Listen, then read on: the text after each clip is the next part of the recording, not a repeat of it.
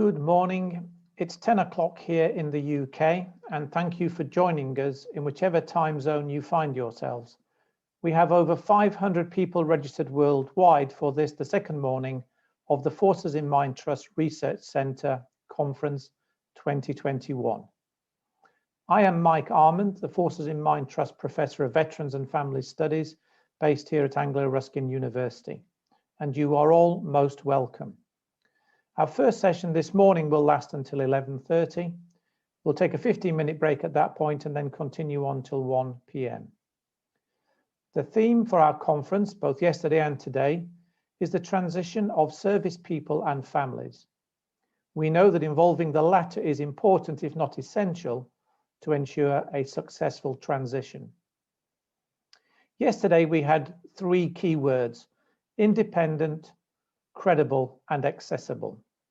Today we add two more: award-winning, because at the end of the morning we shall present our research showcase and our award winners. Before I introduce our first speaker, we have some IT housekeeping. This session is now being recorded and should be available on the VFR Hub next week. The delegates will know that their microphones and video are turned off.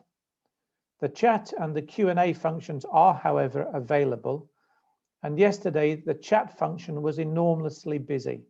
It was wonderful to see people from the USA, Canada, and Australia joining in. And if you do add your site to your chat, that would be great for us to just check on the geographical nature of the conference. The questions will be seen only by our mediators, and they will provide the questions directly to our chairs for the morning. If you or we lose connectivity, please rejoin in a few minutes. My first role this morning was originally to have been introducing by video a presentation from the Minister for Defence, People and Veterans, Johnny Mercer. However, we have a change of plan, and I can instead introduce live David Richmond. David was the first director of the Office of Veterans Affairs in the Cabinet Office. David served in the Army for 26 years, deploying overseas to Iraq twice, Bosnia and Afghanistan. And it was in Afghanistan he was seriously wounded in 2008. He served a further 4 years where his experiences of rehabilitation gave him significant insight and allowed him to advise both the MOD and Help for Heroes on the process of rehabilitation and resettlement. He subsequently worked for Help for Heroes and was awarded the CBE in 2012 for services to the wounded, injured and sick. On the 1st of April, he starts as the Vice Chair of the Veterans Advisory Board. And I'm going to now ask him to introduce the second day of the FiMpacT conference. David, over to you. Mike, thank you very much, and thank you for the opportunity to join you this morning. I know I'm not the star attraction that the Minister would have been, but it's still a pleasure to be able to offer you some remarks to start today off. The government's vision is to make the UK the best country in the world to be a veteran. It's a great vision. It's aspirational, but I do believe it's achievable. And crucially, particularly for former infantrymen like me, it's short, so anybody could remember it. We will achieve this through delivering the strategy for our veterans. The strategy for our veterans was first published in 2018 and remains an active document and guides our work. Crucially, it was signed up to by all four nations of the United Kingdom, which is a very significant step because, of course, our veterans are veterans of the UK Armed Forces, not just one part of the UK. And we intend to update this strategy in the autumn of next year, 2022, and probably every 2 years after that. But realising the vision, I think, is not something that government can do alone. It will take a national effort that will require government, the charities and academia and to some extent the business community too, to work closer together than ever before. I think to move beyond collaboration, much closer into integration. It will require us to be able to describe in really rich terms what being the best country in the world to be a veteran actually means, to articulate in compelling terms what the target is, what it means for veterans, their families, for the way services are delivered, connected and accessed, for the way government, charities and academia work together, and much, much else besides. And the future strategy iterations and policies that flow from them must be underpinned by evidence and insight that bases future decisions on what we know, on knowledge and not on assertion and guesswork. So it will be, I hope, of no surprise to you to hear that data and research is a key priority for the Office for Veterans Affairs and for the strategy for our veterans. We really do need to understand better our population, the veteran community and their families, their needs and requirements. We need to understand better where services are good and effective and the impact that they have, where they need improvement and where the gaps are, and to understand how new technology and maybe new practices can help and be most effective. What works, what doesn't, and why. The OVA is building a small in-house capability around data and research that we can, so that we can become what I would describe as smart, intelligent customers who know what we need to know and ask the right questions and can work closely and intelligently with you, the research community, year round. We've already started this within government to understand what data is already held by veterans, who holds it, in what format, what it tells us, putting our own house in order, if you like. And we need time to do this, but it's been refreshing to see that the departments across government have engaged willingly and enthusiastically in this work, and that will be enormously helpful. And we also need to spend time drilling into our information requirements, i.e. what we need to know and why we need to know it. And we'll do this work collaboratively over the coming months. There's a huge amount to be done. And in the UK, we are blessed by having great research institutions, and indeed amongst the world's best. Building strong collaborative relationships with you all will be central to informing future policy and service delivery. The UK's research community are and will continue to be a core part of the team that will deliver the vision to make the UK the best country in the world to be a veteran, alongside the lived experience and expectations of service users, the expertise and experience of support organisations in government and beyond, big organisations and small, and what we can learn from each other and from our allies. The evidence and insight that you will bring will inform and underpin our decision making, and we look forward to working with you all over the coming years. There's a huge amount to be done, and I find it enormously reassuring that we have a research community such as the one we are lucky enough to enjoy in the UK, who can be part of the team that will help us deliver this. Mike, thank you very much. Thank you very much indeed, David, for kickstarting today's conference. And thank you indeed for your past 2 years in supporting OVA and developing the strategy for our veterans. And I wish you well in your new post starting next week. Thank you. Our next session of the conference brings 3 strands together, the conjunction of research, practice and experience. Health and well-being is extremely important. Both are difficult to measure, but ultimately it's the outcome we hope to achieve for our ex-service personnel and their families. Yesterday we discussed leaving well, and in some of the post-conference chat, people commented upon that leaving well also implies continuing to be well and continuing to contribute to society. Upon all other strands of housing, employment, education and training, the transition will ultimately depend on somebody enjoying life, enjoying good health, functioning well, and we encompass that in the term well-being. To guide us through this large and complex subject is Professor Dominic Murphy. He is well known to FiMpacT and the Research Centre.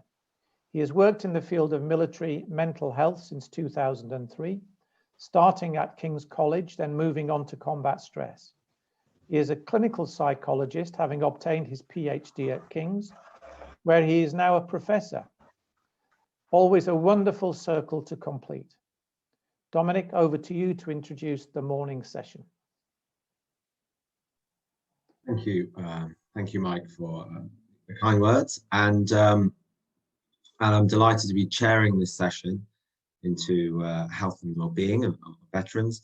Of course, it's very important, given the challenges faced by veterans and the wider community over the last 12 months because of the issues about the pandemic. And I think there's been some incredible research that's been conducted during this time, and also some quite great steps forward, I think, to improve accessibility. Now, we've got 3 talks today. Each talk is pre-recorded, and then there'll be an opportunity at the end of each talk to ask questions to the presenter. And at the end of all the talks, there'll be a panel where we can have a bit more of a lively conversation. It gives me great pleasure to start by introducing Dr. Beverly Bergman, who'll be talking about really kind of what research says, what it can do, what it can't do, I guess. Now, Beverly is the head of the Scottish Veterans Health Research Group, which is part of the University of Glasgow. And she's been carrying out research now into the long-term health effects on military veterans. A fantastic cohort of longitudinal data. She's currently working on a Forces in Mind Trust funded project looking at trends in Scottish veterans. It's called the Scottish Trends in Scottish Veterans Health Study. And delighted to say as well, she was recently awarded an OBE for services to veterans in Scotland this year's honours. And she holds appointment as an honorary civilian consultant advisor to the Army and Veterans Health Technology. So I think with further ado, we can move on to see her presentation. And as I say, there'll be opportunity to ask questions. So if you put questions into the Q&A box as we go along, I can ask Beverly at the end of our presentation.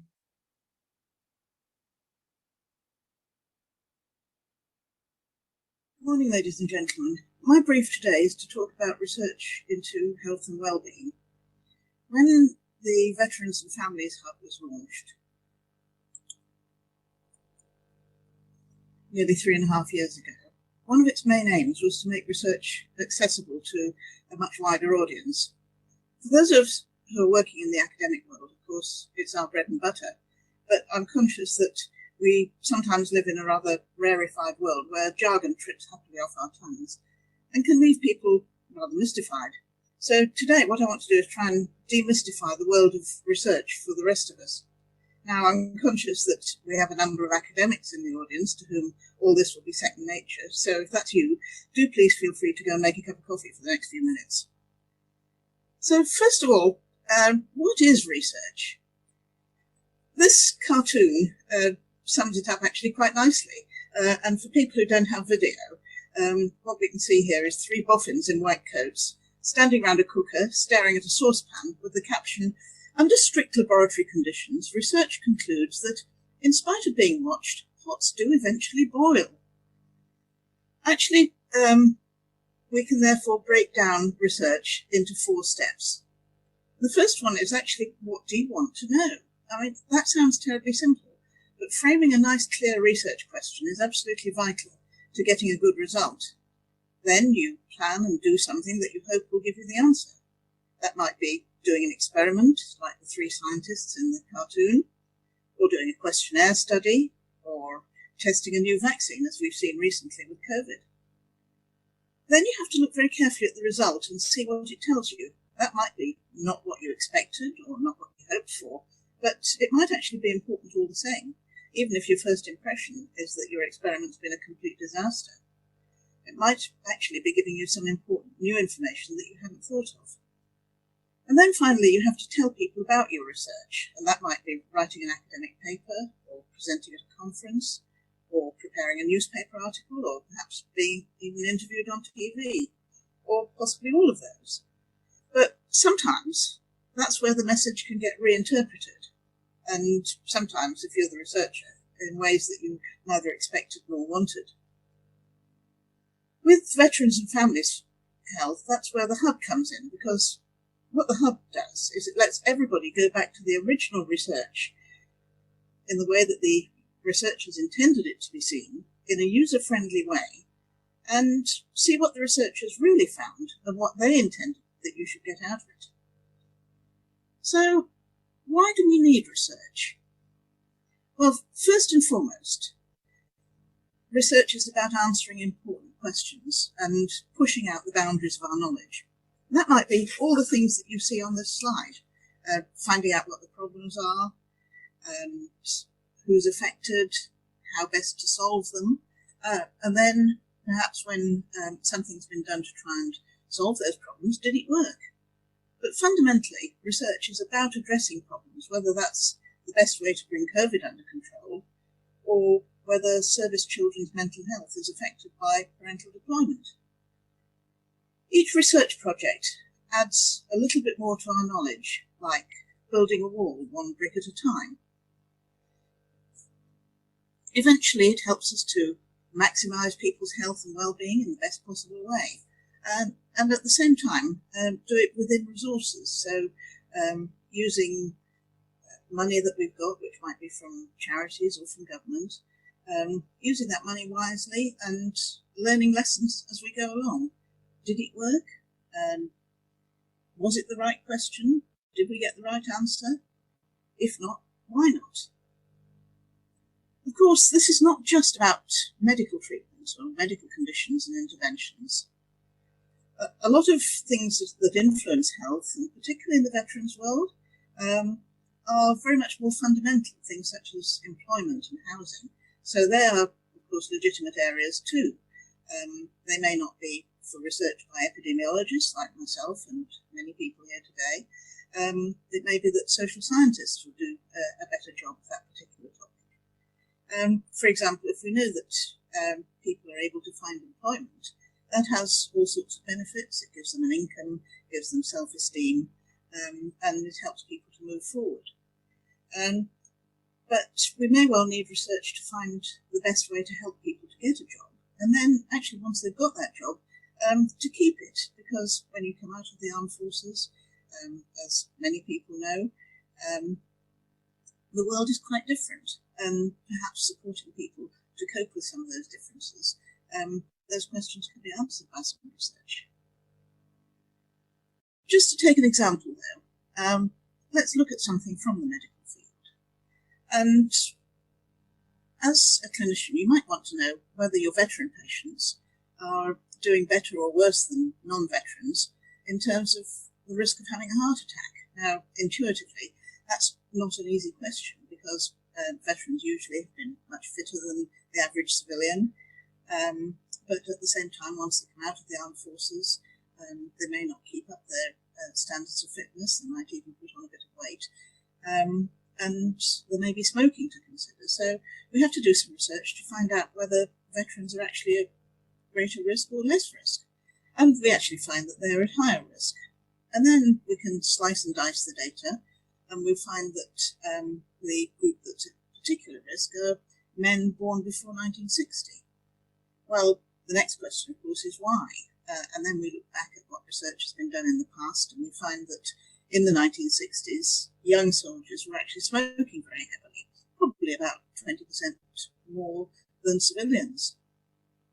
So that tells us that the results that we've got from our research are probably credible, and it suggests that if we want to do something to help a group of veterans, we might like to set up some targeted smoking cessation services, recognising the drivers that led people to smoke, and a lot of that was about boredom and a bit of self-control, being able to go for a smoke break if you needed a cigarette.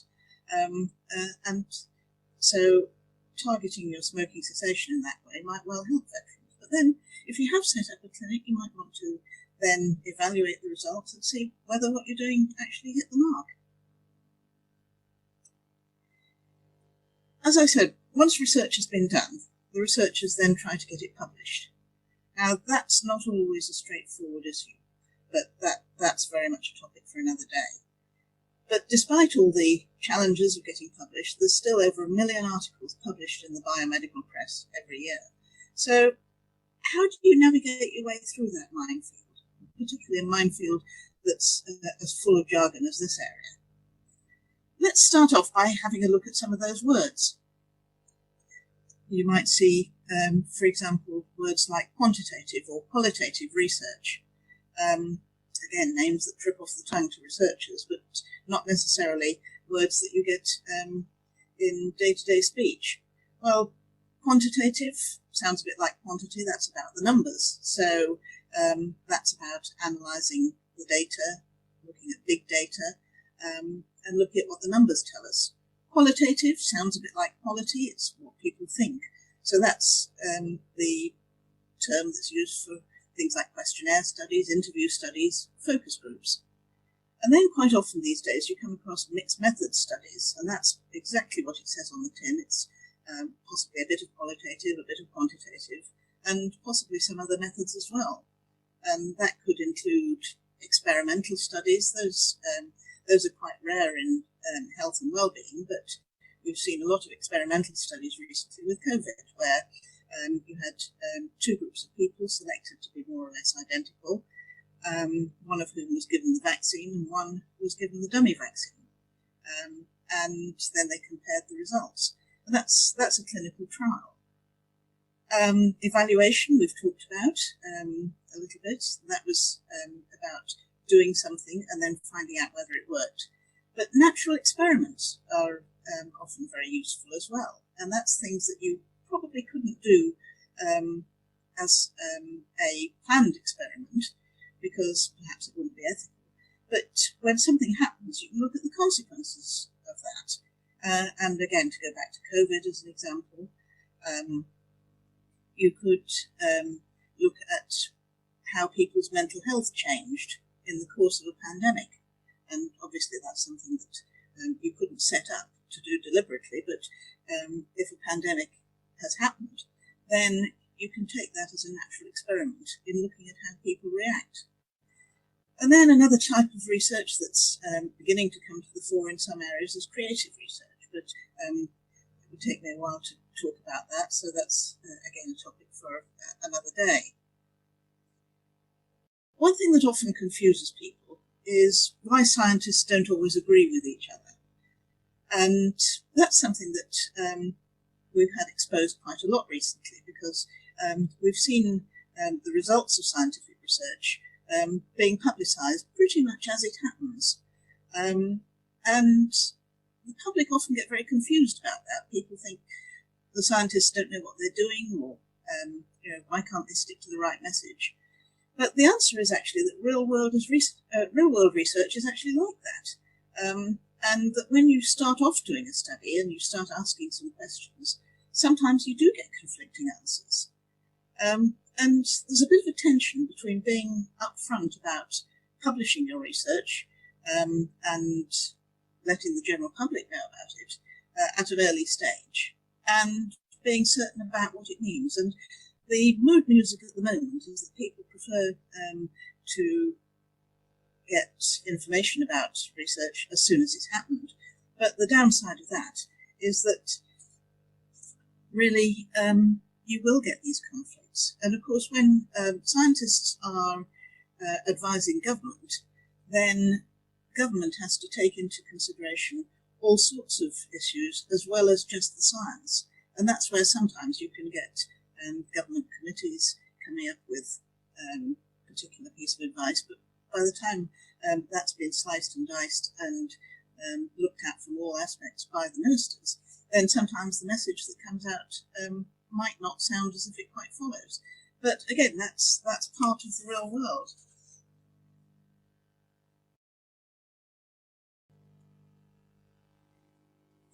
So in research, one paper is very rarely enough, and it's actually quite rare to do something and to think, that has just solved one of the great mysteries of the universe, and look, the answer's 42. As I said right at the beginning, research is very much about sort of adding to the envelope of the known universe, pushing out that envelope one tiny bit at a time, just like building that wall one brick at a time. And eventually the correct picture starts to become clear. And it's very important to put together all those different research papers to look at all the evidence and to try and get a consensus. And there's a couple of techniques for doing that: systematic review or meta-analysis, which will enable scientists to put together all those research papers. So let's have a quick look then at how to approach reading a research paper. And the first thing you'll do, you look at your paper that you've just downloaded from the internet, and you're confronted by 3,000, 3,500 words of fairly small print, and it looks a bit daunting. But a good approach is a bit like sort of trying to eat your way through a 24-ounce steak, and the best way to approach it is one bite at a time. So the first thing that you need to look at is the abstract, and that's a summary in around about 250 words usually, right at the beginning of the article.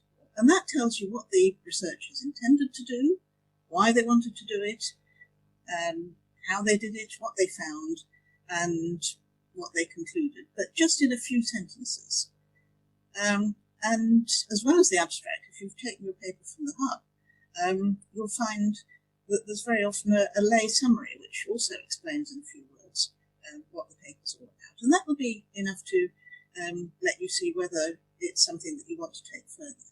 So you look at it and you think, yes, I'd like to know a bit more about this. So the next thing to do is read the introduction. And that's usually a bit longer, 2 or 3 paragraphs. And that will give you some of the background to the study, why it's important, and what the researchers intended to do. The next step is perhaps a bit surprising. And at this point, I would suggest that you skip to the conclusion. Now, the conclusion is usually very short, just usually about 1 paragraph, and that tells you what the researchers actually found and what the take-home message is. And if you find that your interest has been fired by that, that's the point at which you go and find yourself a comfy chair, sit down with a cup of coffee, and then read the paper carefully through from the beginning to the end. And then once you've done that, you probably want to leave it for a few minutes and then read it through again. And once you've done that, you've then got a pretty fair idea of what that paper is all about and what it's telling you. Now, I know that actually there's a lot more steps than that, but that, to start with, is a pretty good, easy way of approaching reading a research paper. So here's a selection of some of the projects that you can look at on the hub, and these have been written by a lot of the groups in the UK that are researching veterans' health. So there's our own papers on trends in veterans' health, Anglia Ruskin's study on employment of military spouses, King's College study on the children of military fathers, and very much else. And if you have a browse around the hub, you'll clearly see that there are papers on a wide variety of topics, and I'm sure you'll find something to interest you. So welcome to the real world of research, and enjoy.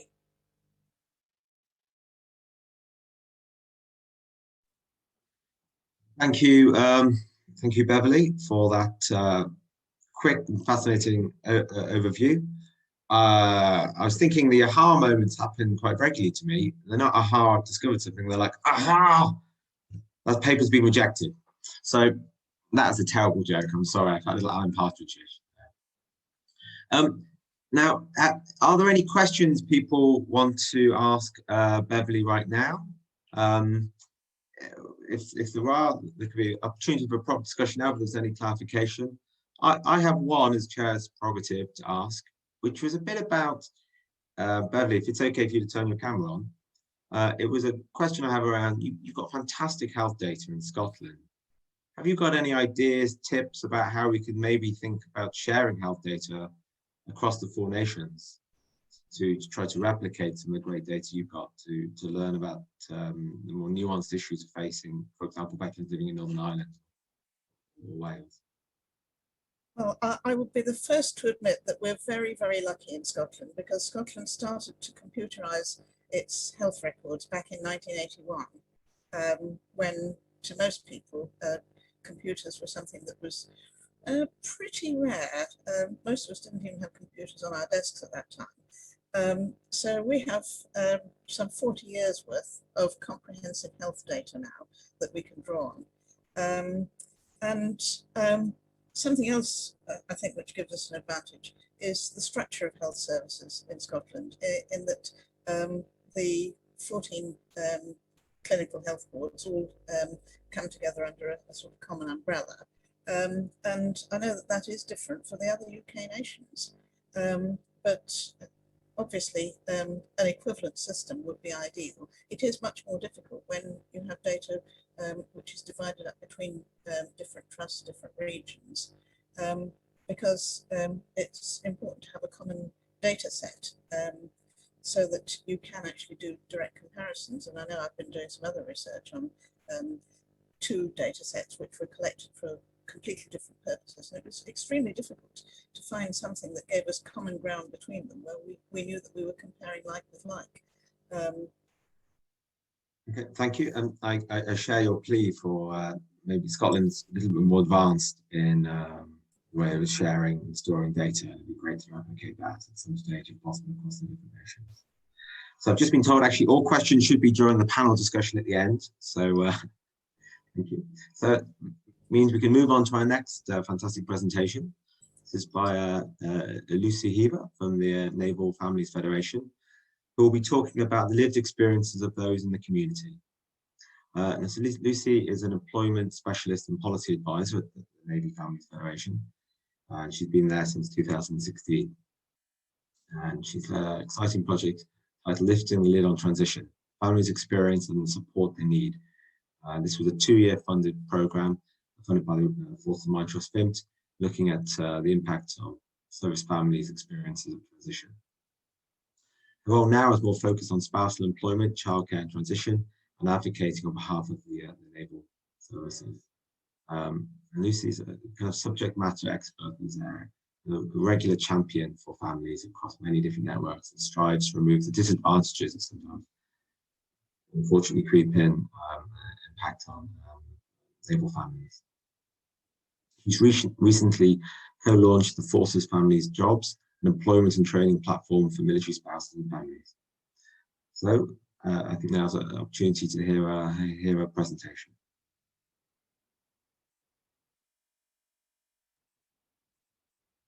Good morning. My name is Lucy Heaver, and I'm the Employment Specialist and Policy Advisor at the Naval Families Federation. Thank you for having me along today to speak to you. In comparison to many of the speakers today, the Families Federations are not academic institutions, but instead are ideally positioned to gather the stories and the lived experiences of serving personnel and their families who are currently serving and in the process of transition. As you all know from my colleagues who have spoken before me, the Families Federations conducted a 2-year research project looking into the families' experience of transition. This culminated in a report published in 2019, Lifting the Lid on Transition, the Families' Experience and the Support that They Need. As a co-author of the report, I am still advocating on behalf of families and the support that is offered to them during this pivotal time in a service family's life. Before I begin properly, I just want to point out that I'm not here today to talk about the wounded, injured or sick service leavers or the specific pathways of support that are already available to them, but instead about the lived experiences of the general family. I also want to note that when conducting the research for the transition project, it quickly became apparent to us that health and well-being needed to be separated into 2 different sections of our report. The well-being of both the service leaver and their family proved to be unexpectedly prevalent, and it emerged as one of the top 3 most challenging aspects of transition. This element of transition and the effects that it can have on family members cannot and should not be overestimated. When considering the impact that transition has on the health of service personnel and their families, we were pleased to find that the majority of those that were receiving medical treatment or who were on a waiting list for treatment at the time of transition did not experience any negative impact on their treatment. They were also able to identify many sources of help, such as GPs, NHS dentists, and military charities, if there were to be a need for any future health-related advice. Despite this, however, health challenges do still arise for families when they are transitioning. Families of those who have pre-existing or complex medical conditions, rated health to be a more challenging aspect of the transition process. This is due to the stressful nature of conditions and the inevitable disruption that is caused to living arrangements, routines, and support networks when moving and re-establishing themselves in a new area. In some instances, there are still issues that arise in the transfer of medical records from Defence Medical Services to the NHS and from one provider to another. Issues such as these can have a negative impact on the families in need of medical support, with one family reporting that it took weeks for them to get their first civilian doctor's appointment. We are very much aware of Project Cortisone and the work that this will do to better support the transfer of medical records, making them compatible for the NHS systems, and we hope that this will significantly improve the experiences of service leavers and their families in the future. Families also told us of the issues that they face when trying to find a GP who is forces friendly and well suited to support their service leavers who had been medically discharged. The importance of finding a GP or practitioner who understands a military background is hugely underestimated, summarised brilliantly by a spouse who said, "It was only when we moved to a different GP in the same surgery who was ex-military that we started making progress. She understood us, and my husband could speak normally to her without having to translate all the time." As indicated by my colleague who spoke about education and training, we found that the Armed Forces Covenant does not currently support those service personnel and their families through their transition when it comes to health. Currently, service personnel and their families have disadvantage removed when moving on assignment to a new location if they are on a waiting list for treatment, which is a huge benefit. However, this does not currently extend to those who may be relocating upon transition and who may be on a waiting list. Therefore, the recommendation from our report was to ask that the MOD clarifies the definition of an Armed Forces family member within the scope of the Armed Forces Covenant, to confirm that if family members are included if they are already on waiting lists when relocation happens because of transition. Extra support and guidance is also needed for families of those with additional needs or disabilities. As with those who have complex medical needs, transition can cause added stress to families. Some of the issues that can arise include having to make adaptations to a new house, but not knowing where to find or access that support, difficulties accessing places in special educational settings, or difficulties in following up diagnosis or support given for children with special educational needs in mainstream education. As we all know, there is a plethora of support out there for service personnel, service leavers, and veterans who have mental health issues. What is not as readily available is the support that is offered to families of service personnel, leavers, or veterans who are struggling with their own mental health. With mental health fast becoming one of the greatest needs of the veteran, we have seen charities adapt the support that they give to offer greater mental health support, and some, such as Help for Heroes and the Ripple Pond, have recognised the need to support the family during these challenging circumstances. Leaving the armed forces brings with it a whole catalogue of emotions that have been widely recognised and documented. Our research highlighted that family members felt unprepared to support their service leaver through the emotional journey that they face when leaving the armed forces.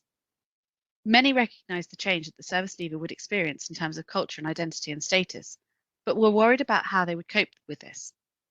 Families told us that they would like greater support in recognising what is normal during this roller coaster of emotions and what is not normal. They want to be able to know when to reach out for support to prevent situations from escalating. Some of the much softer elements of transition can often be overlooked, and things such as readjusting to living together full time, having two parents back in a household, and the readjustment of the roles within the family can cause significant strain on the relationships on top of other stresses that may be occurring during transition. Families said, transition is like a roller coaster with lots of new adventures, lots of emotions, and not knowing what to expect.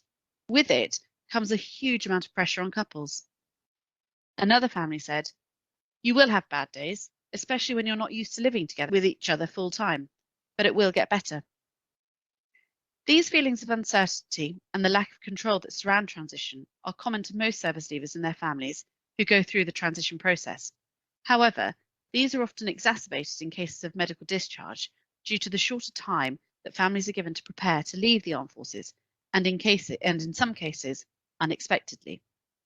This can have a huge psychological impact on both the service leaver and their family due to the medical condition that has led to the medical discharge, or often due to the trauma that can come with accepting that the service leaver's military career has been curtailed prematurely.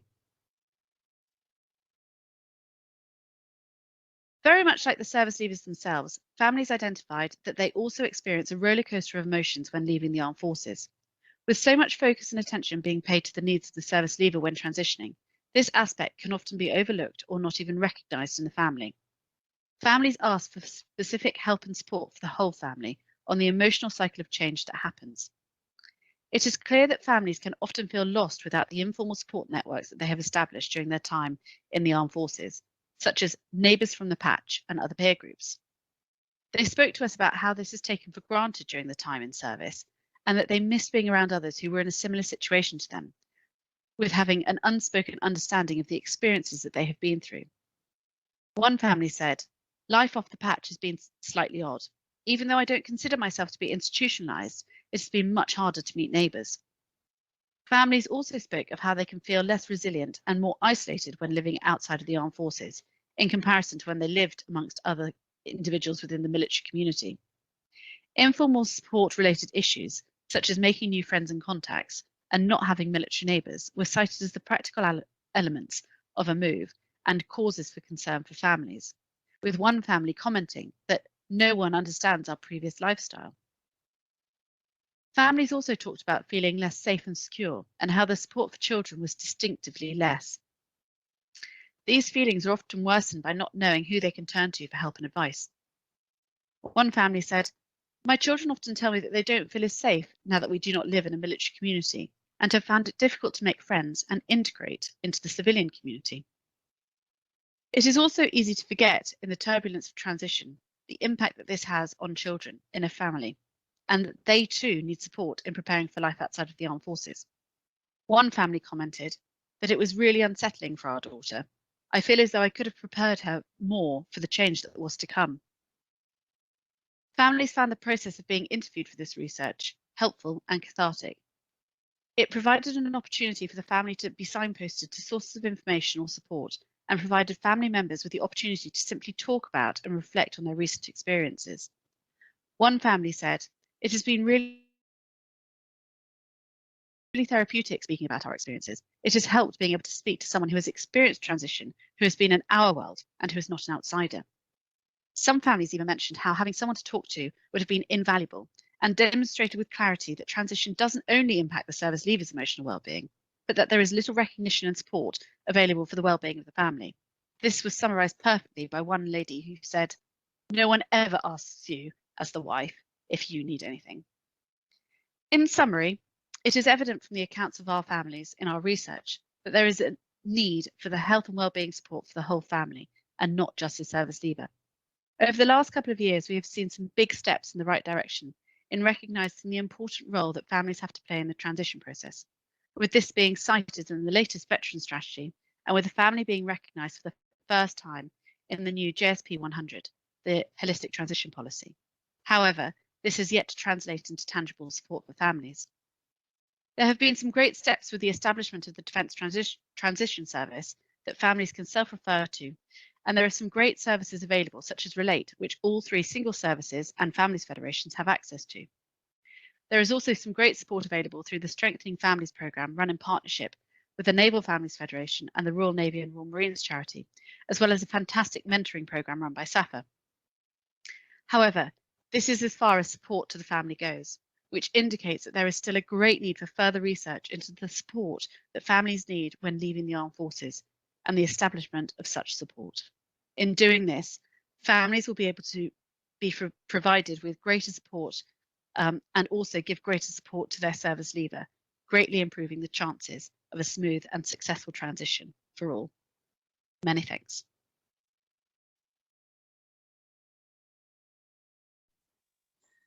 Thank you, Lucy, for that fantastic presentation. Now we're a little bit ahead of schedule, so I think we have an opportunity for me to ask one or two questions, if that's okay. Lucy, would it be possible to turn your camera on just for that's okay? So there's a couple of questions I have. One of them is around, has there been reluctance from family members to identify as being part of a veteran family? Is that something that came up in the research that you've been doing? To directly answer that one, we didn't really ask the question about whether there's a reluctance to identify as a veteran family. What we did discover, however, was that families were very unaware of what the word transition meant. I think it's a new term that has, over the last couple of years, become much more readily used and understood as to the terminology behind it. And whilst we were conducting our research, people were struggling to identify the fact that actually the process they were going through, whether that be resettlement in the words of the service leaver or for the family, that 2-year process before they left was actually transition. So it's very difficult for us to then be able to turn around and say that was that period of time that you were looking at. So hopefully now it's a much more readily used term and people can identify that more easily. Thank you. I think just one very quick question as well. And this is a little unfair to ask, but there was a question that came in: is what percentage of families transitioning may have extra medical needs? And I guess that is very difficult to answer, but I was just going to phrase it slightly differently. Is there any suggestion that the rates have gone up in recent years, or have they stayed the same, or things felt more accessible, which is maybe why things maybe more people have sought support? So as I stated in my presentation, the research that we did actually showed that there are very few families who have proper complex medical needs when leaving the armed forces, because the process that is in place in supporting those families already is really robust and fantastic. It's when there are severe problems that they might come up against challenges. I think what we are seeing, however, is more of the rise in the mental health support and well-being support that is needed, because people are able to identify that they are going through that process, and it's the loss of the community, the family that the service leaver feels, and then subsequently the family feels, which hasn't been recognised. And I think if we can bring that more to the forefront and really support them in that way, we will be tackling a huge issue. Thank you. And just as a heads up, I'll ask you this during the panel. Someone just asked about your views on courage. Courage. I think it's. I'll ask you during the panel, but I just thought I'd give you the heads up now. Okay. Thank you. So we're going to move on to our next presentation now, and this is a joint presentation between Professor Andy Bacon and Brigadier retired in Caws. So just the background: Andy is part of NHS England and NHS Improvement, where he's the head of policy and strategy for the armed forces. And Andy has worked across the kind of public and charitable sectors with particular interest in armed forces, mental health, and health citizen management. And also, I think increasingly, anyone spends any time to chat to Andy, you know he's very passionate about thinking improving diversity, improving access, and thinking about improving health in low-income countries. As part of that, he's also the chief executive of the only specialist children's hospital in East and Central Africa. In Caws, Ian is the director of operations at Cobseo and kind of oversees the day-to-day running of the Cobseo to meet the Confederation's purposes, which is to support the kind of service charities. In doing this, he represents Cobseo in a whole array of different environments to make sure that the needs of veterans are represented, and supports the various different Cobseo clusters to really strengthen and develop those strong relationships with service charities, government departments, and many other organisations. A really vital role here. And so we're going to listen to their joint presentation, and then we'll have the opportunity to have a panel discussion, Q&As. Good morning, ladies and gentlemen. It's a great privilege for Ian and I to be with you today to present at this important conference. And we've done something slightly different from what would normally be done, where Ian would make a presentation and I'd make a presentation, in an effort to show how more integrated we're intending to become, and indeed how we've already started. We've decided to do an integrated presentation. In terms of what we'll talk with you about today, you can see there the structure of what we'll talk about. We'll have a very brief introduction with a history, and then Ian will talk about the current charity veteran services. I will then talk about current NHS services. We'll then both talk about the effect of COVID on the work that we've been doing, and also on the widening interest in mental health trauma. And we'll then finally talk a little bit, and maybe that's something for discussion towards the end, about the emerging integrated model of Operation or Op Courage. Ian. It's me, in fact, my apologies. And I was going to talk initially about where we came from, because the NHS and statutory services in general did not respond well or quickly to the emerging mental health issues that came out from both the Iraq and the Afghan conflicts. And pre-Murison, that's the Murison reports, there was very little that was done. However, there was a command paper, the nation's commitment, that led eventually to the Armed Forces Covenant. And at the same time, a number of mental health pilots were developed. And some of those are still running, albeit in altered forms, in both Scotland and Wales, in form of Veterans First Point and the Veterans NHS Wales services, which started in 2008. When the Covenant was produced and the Murison report, both in 2010, and that's the Murison report called Fighting Fit, there was a separate one about prosthetics. This led to a development of additional funding for veterans' mental health services and for prosthetics separately. And in 2013, NHS England took over that funding from the Department of Health, as it then was, and bespoke veterans' mental health services really began properly in the statutory sector. Ian, I'll now hand over to you after my initial negligent discharge. Andy, thanks very much, and good morning, everyone. The Directory of Social Change provided an excellent snapshot of the nature and numbers of charities providing mental health support to the Armed Forces community in their 2017 Focus On report. They identified some 76 charities, or roughly 15% of the total number of charities providing welfare support across the sector.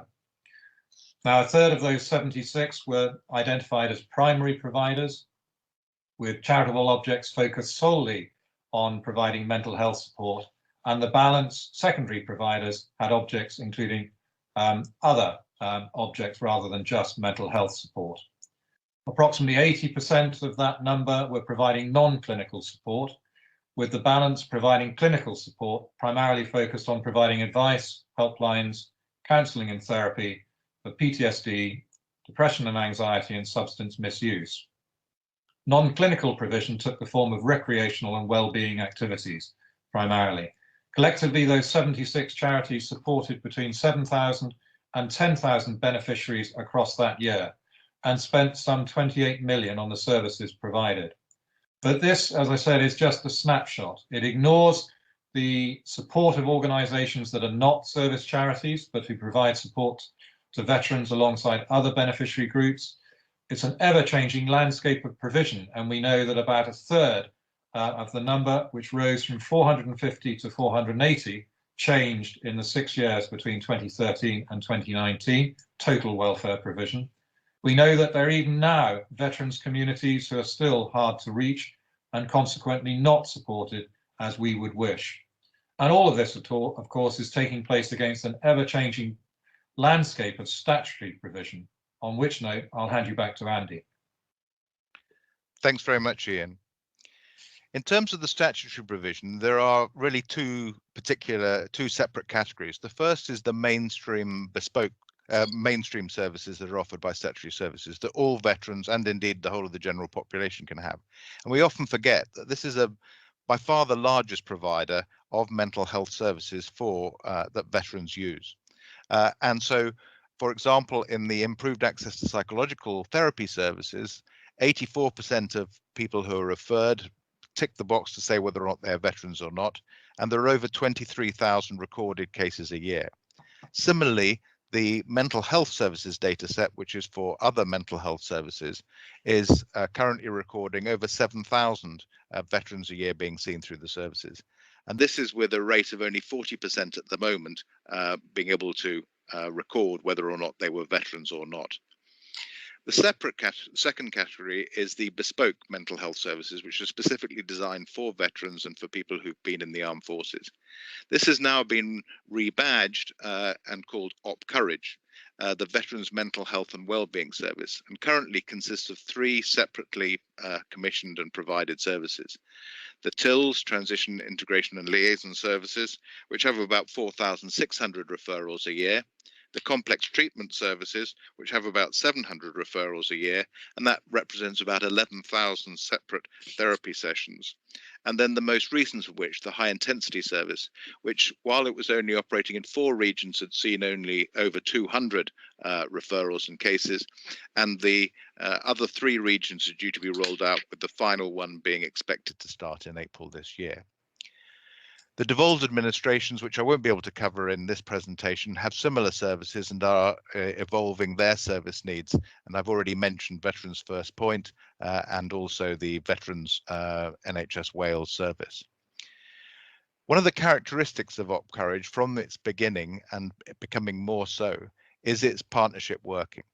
And we have been working particularly in terms of provider collaboratives and integrated care structures. And charities are major subcontractors for all of these contracts and will become increasingly so. So we're hoping that this will see both the charity sector and the statutory sector working more closely together. In terms of the activity that we actually see of these, this is a document which I don't expect you to be able to read, but hopefully you'll be able to see when the slides are shared with you afterwards. But this is reported to the Contact Mental Health Group on a quarterly basis as to what's happening. And you can see there quite a lot of detail in terms of not just the number of patients referred, but their outcomes. And there are outcomes in comparison with those of the general population. And you'll be pleased to hear that veterans in general do slightly better than the general population in terms of their outcomes. We also record the activity of our TILs and CTS. And that we hope will have a step change in quality and consistency of the reporting, as we now have a clinical registry which is due to start from April next year. I'll now hand back to Ian. Thanks, Andy. So what's the impact been on Cobseo members' services throughout the pandemic? We conducted 2 member surveys in May and October, and another is planned for April this year. The response rate in 2020 was high, and the key issues emerging are shown on the slide here. I would highlight just a couple of points from it. Demand, first of all, and there were large increases in demand for mental health support against pre-COVID levels, up 74% overall and up 20% since May. As for the financial impact, as demand rose for mental health services, charities saw their incomes fall. 72% of respondents reported decreases in monthly income. Taken together, the sector was facing an estimated loss of income of over 12 months of some 25% or some £250 million. In terms of the sector's ability to meet demand, increased demand in key areas, falling income, and pandemic restrictions had and continue to have a significant impact on the sector's ability to meet beneficiary needs. 13% of respondents reported having already reduced services, and a further 25% expected to do so within a year. Faced with all of this, providers and funders have been forced to alter their approach and amend service deliveries accordingly. Whole delivery programs have been redesigned, digitized, and delivered remotely as the sector has risen to the challenge. This change continues as organizations have had to innovate, to adjust and target their services to meet the revised circumstances where they can. But there's a wider context to this too, and prior to the pandemic, charities were already having to adapt to face wider issues of falling income, changing need, and changing provision of statutory services. And by way of example, Combat Stress was midway through a fundamental review and restructuring of its services as the pandemic struck. So changes were coming anyway, but the pandemic has also presented an opportunity to innovate and collaborate further as the pandemic impacts statutory services too. And at this point, I'll hand you back to Andy. Thanks, Ian.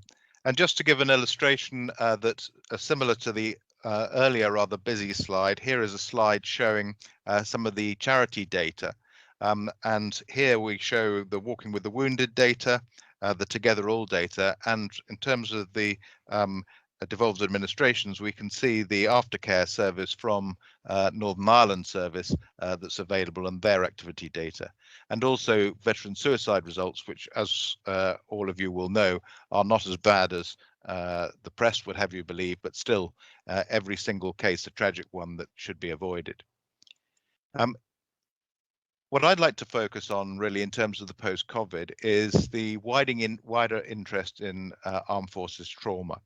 And obviously we know that trauma, although a certain amount of it does come from service, we know that it can often be cumulative with activities that happen before service, as well as those things that happened in service, some of which may be related to combat, and also particularly how well they transitioned as they left the armed forces and any trauma that might be associated with that. What often hasn't been looked at as well is those people who go on to work in private security arrangements will often be exposed to more trauma, but without the normal support mechanisms that would be available to regular troops and indeed the peer support that they would have from the soldiers that they trained and worked with. What's also happened is that some of the lessons that we've learned through armed forces trauma are now being applied to those who've been victims of terrorism, and more recently, as we've seen, as a result of the COVID issues that have been happening, and particularly how people have been affected who've been frontline workers around that. So in terms of what we think might be happening in the future, I mentioned earlier the data capture rate for the mental health services data set, and hopefully that will improve along with the clinical registry to give us a much better picture of actually what's happening in the future. Also, Op Courage, and I won't repeat the very successful launch of Op Courage a couple of weeks back, but Op Courage intends in the future to take those three separate services, the TILS, CTS and high intensity service, and create a single integrated service that will be in the form of a provider collaborative with great input from service charities in a variety of ways. And so that these integrated services between the charitable sector and the statutory sector will be sustainably funded going forward and meet the future needs.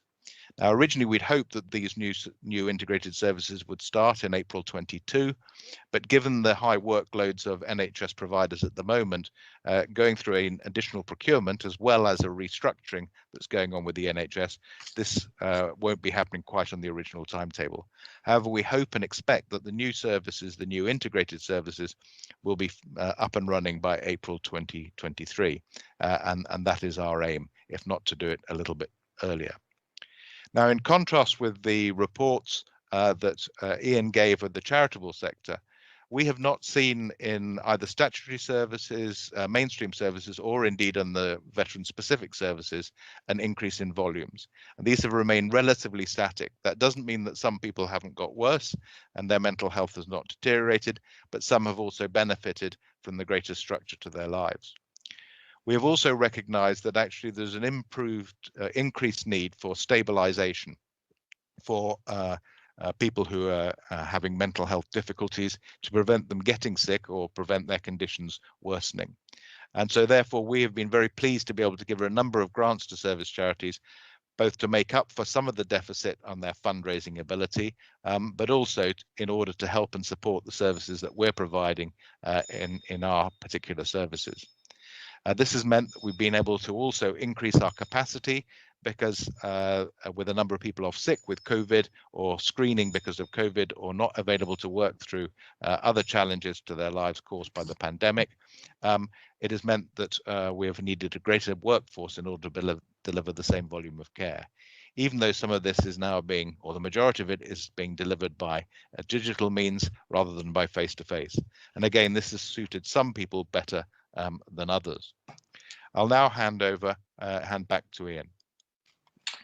Thanks, Andy. I think at this point, it's worth noting that the importance of well-being, encouraging help seeking and early intervention are recognised across the sector.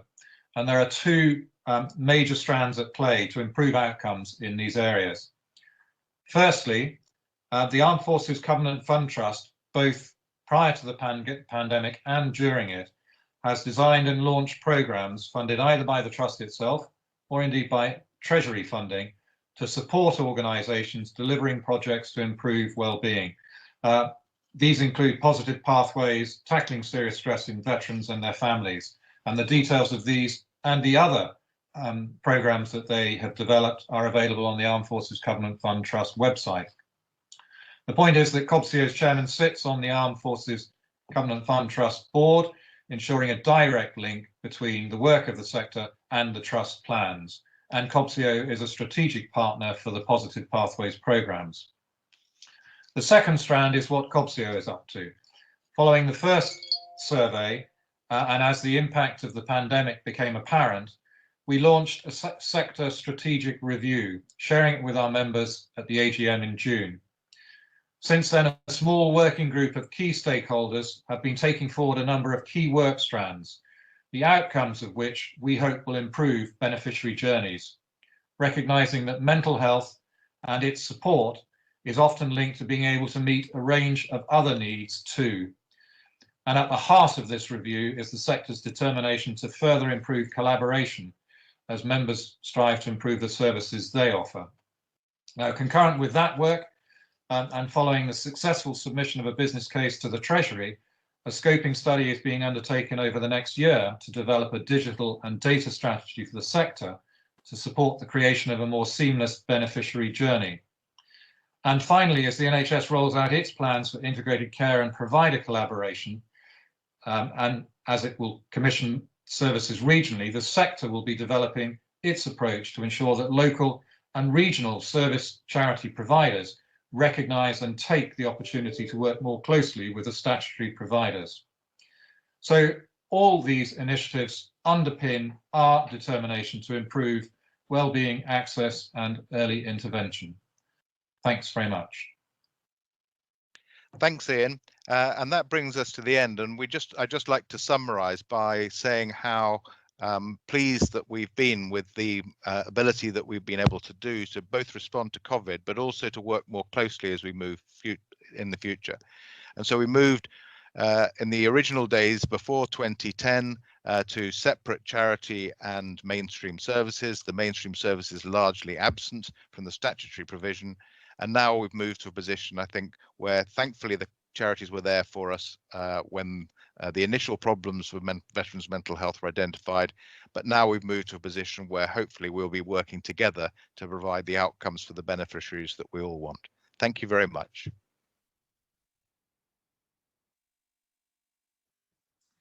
Well, thank you for that fantastic presentation. I think I was impressed by the technology. It worked well with the joint presentation. Now, if I could ask all the panel to turn on their cameras and microphones, if that's okay. And we have an opportunity now for the next 20 so minutes to have a bit of a panel discussion.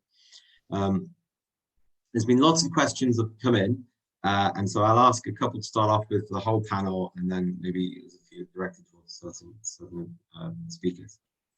Before we do, I just wanted to remind, Beverly reminded us all, I think, that actually the census that's just happened is a fantastic opportunity for data to be gathered on on veterans and veterans' families, representative across the nations, and actually be a fantastic opportunity to allow us to understand some of the more complex needs and just geographical spread of veterans. So I think the first question I have is really about, it came in quite early on, I think when Dave Richmond was talking, was about, what could we do more as a community to ensure the diversity of the veteran community is reflected or at least represented in some of the either research or initiatives that happen. So I'll open it up to everyone in turn. Does anyone want to start, or shall I pick on who I can see? Okay, I think Beverly's put her hand up first, then Andy, if that's okay. Yeah, I don't mind coming in at this point. I think this is a real issue because if we look at some of the areas, for example, female veterans, this tends to be a very under-researched area. And the problem is that because of the relatively smaller numbers, so only about 10% of the armed forces are female, and historically it was lower than that, it was about 6 or 7% if you go back 30, 40 years, then you run into problems of low statistical power. Now, you were talking earlier about the factor of having a paper rejected. Nothing gets a paper rejected faster than the words "not statistically significant." And I'm always pointing out to reviewers that if you stick to reporting what is statistically significant, you're guilty of introducing publication bias. But we've got an uphill battle here in trying to persuade journals, editors, reviewers that actually sometimes reporting no difference, or reporting there might be a difference, but at this stage it's not significant, is actually still important. So yeah, I think we've got a real issue here. When you get into other more minority communities, such as the BAME community, then it's even more of a problem. We can do research on big numbers, but once you start researching relatively small subgroups, then it becomes more complicated. I fully agree, and that is a real challenge. I'd just like to address it very quickly. We've, Cobseo Trust, have worked with the WRAC, and have actually just conducted a study where we've cohort of 750 female veterans. So I think it's the largest cohort that's been conducted in the UK so far. Hopefully it's all tentative, as all these things are to start off with, but maybe give sufficient power to actually address some of these questions. But Andy, I think you were going to... Yep, I fully endorse what Beverly said, and that's been the biggest difficulty, is the low strength, the small numbers, and in fact within the minority and ethnic groups it's even more difficult because they are each different unto themselves. So you may well find that actually people from African heritage who are British are different from African heritage, and in fact I've seen statistics which show that the overseas recruited African heritage people are of much higher education levels, slightly older, and more likely to be married. So even just looking at heritage gives you very difficult problems, and that's without looking at the difference between Muslim and Hindu, Asian, etc., etc. So it is. What we did do, and there's much more work to be done on it, is I did a quick trawl of all the NHS statistics that would look at both age, or not just both, but at multiply at age, gender, and ethnicity. And by and large, by grouping lots of things together with all the caveats that creates, we found that there were not significant differences both in physical and in mental health between the general population and the veterans, and between veterans and serving, with all the data that I could gather, which wasn't brilliant data, but it was the best we've got. There were two areas that stood out as areas for further investigation. The first is that female veterans, despite being like their general population counterparts and like their serving counterparts, more likely to seek help for their needs, they were less likely to use veteran-specific services. The second one was that people from Black and minority ethnic groups were more likely to use bespoke veterans mental health services, and yet all other services, their use was not significantly different at an average level. And I think those two things both require significant, and we can all probably think of reasons why that might be the case. What I've also become apparent as I've learned more about this field is the thing known as intersectionality. So actually there are multiple effects. So if you're an old person of African heritage who happens to be female, you're different from an old person who is of African heritage who is male. So there are further subdivisions. So this becomes more and more complicated as you peel back the layers of the onion. That doesn't mean that we shouldn't do it. And I think it shows the potential utility of qualitative analysis in the first instance, and maybe some in-depth even ethnographic studies that might be able to give us some better insight into the sort of things that are happening, and we could then study things at a more micro level. Ian, please. Yeah, thanks very much. Just to make the point, and for attendees, the way that Cobseo conducts business, we have clusters which bring together charities and organizations that have a specific focus. And pertinent to this point is the Female Veterans Cluster has recently commissioned, and indeed it will report very shortly, a wide scoping study on the impact on health and well-being of service for female veterans. So we recognize the point that was made at the beginning of this exchange, and this may form a model that will allow us to look at other areas as well, thinking of LGBT+, and perhaps BAME in due course, a sort of wide scoping study of what does exist. Thank you. Can I just add a sort of slightly geeky statistical issue that I've noticed sometimes when there was a fantastic study in Canada which followed up 30 years, veterans over a 30-year period. It was relatively recently published. And it looked at suicide rates as one of the outcomes. And it looked at two levels. One, male veterans are at increased risk of suicide than female veterans. And so there you think, oh, that's the end of the story. We need to focus on male veterans. But when you actually delve deep into the data, it's not fair to compare female veterans to male veterans. And so when they looked at the difference between male veterans and male counterparts, unfortunately, male veterans were sort of 1.4 times more likely to commit suicide. When you looked at the difference between female veterans and female counterparts, they were sort of 1.9 times.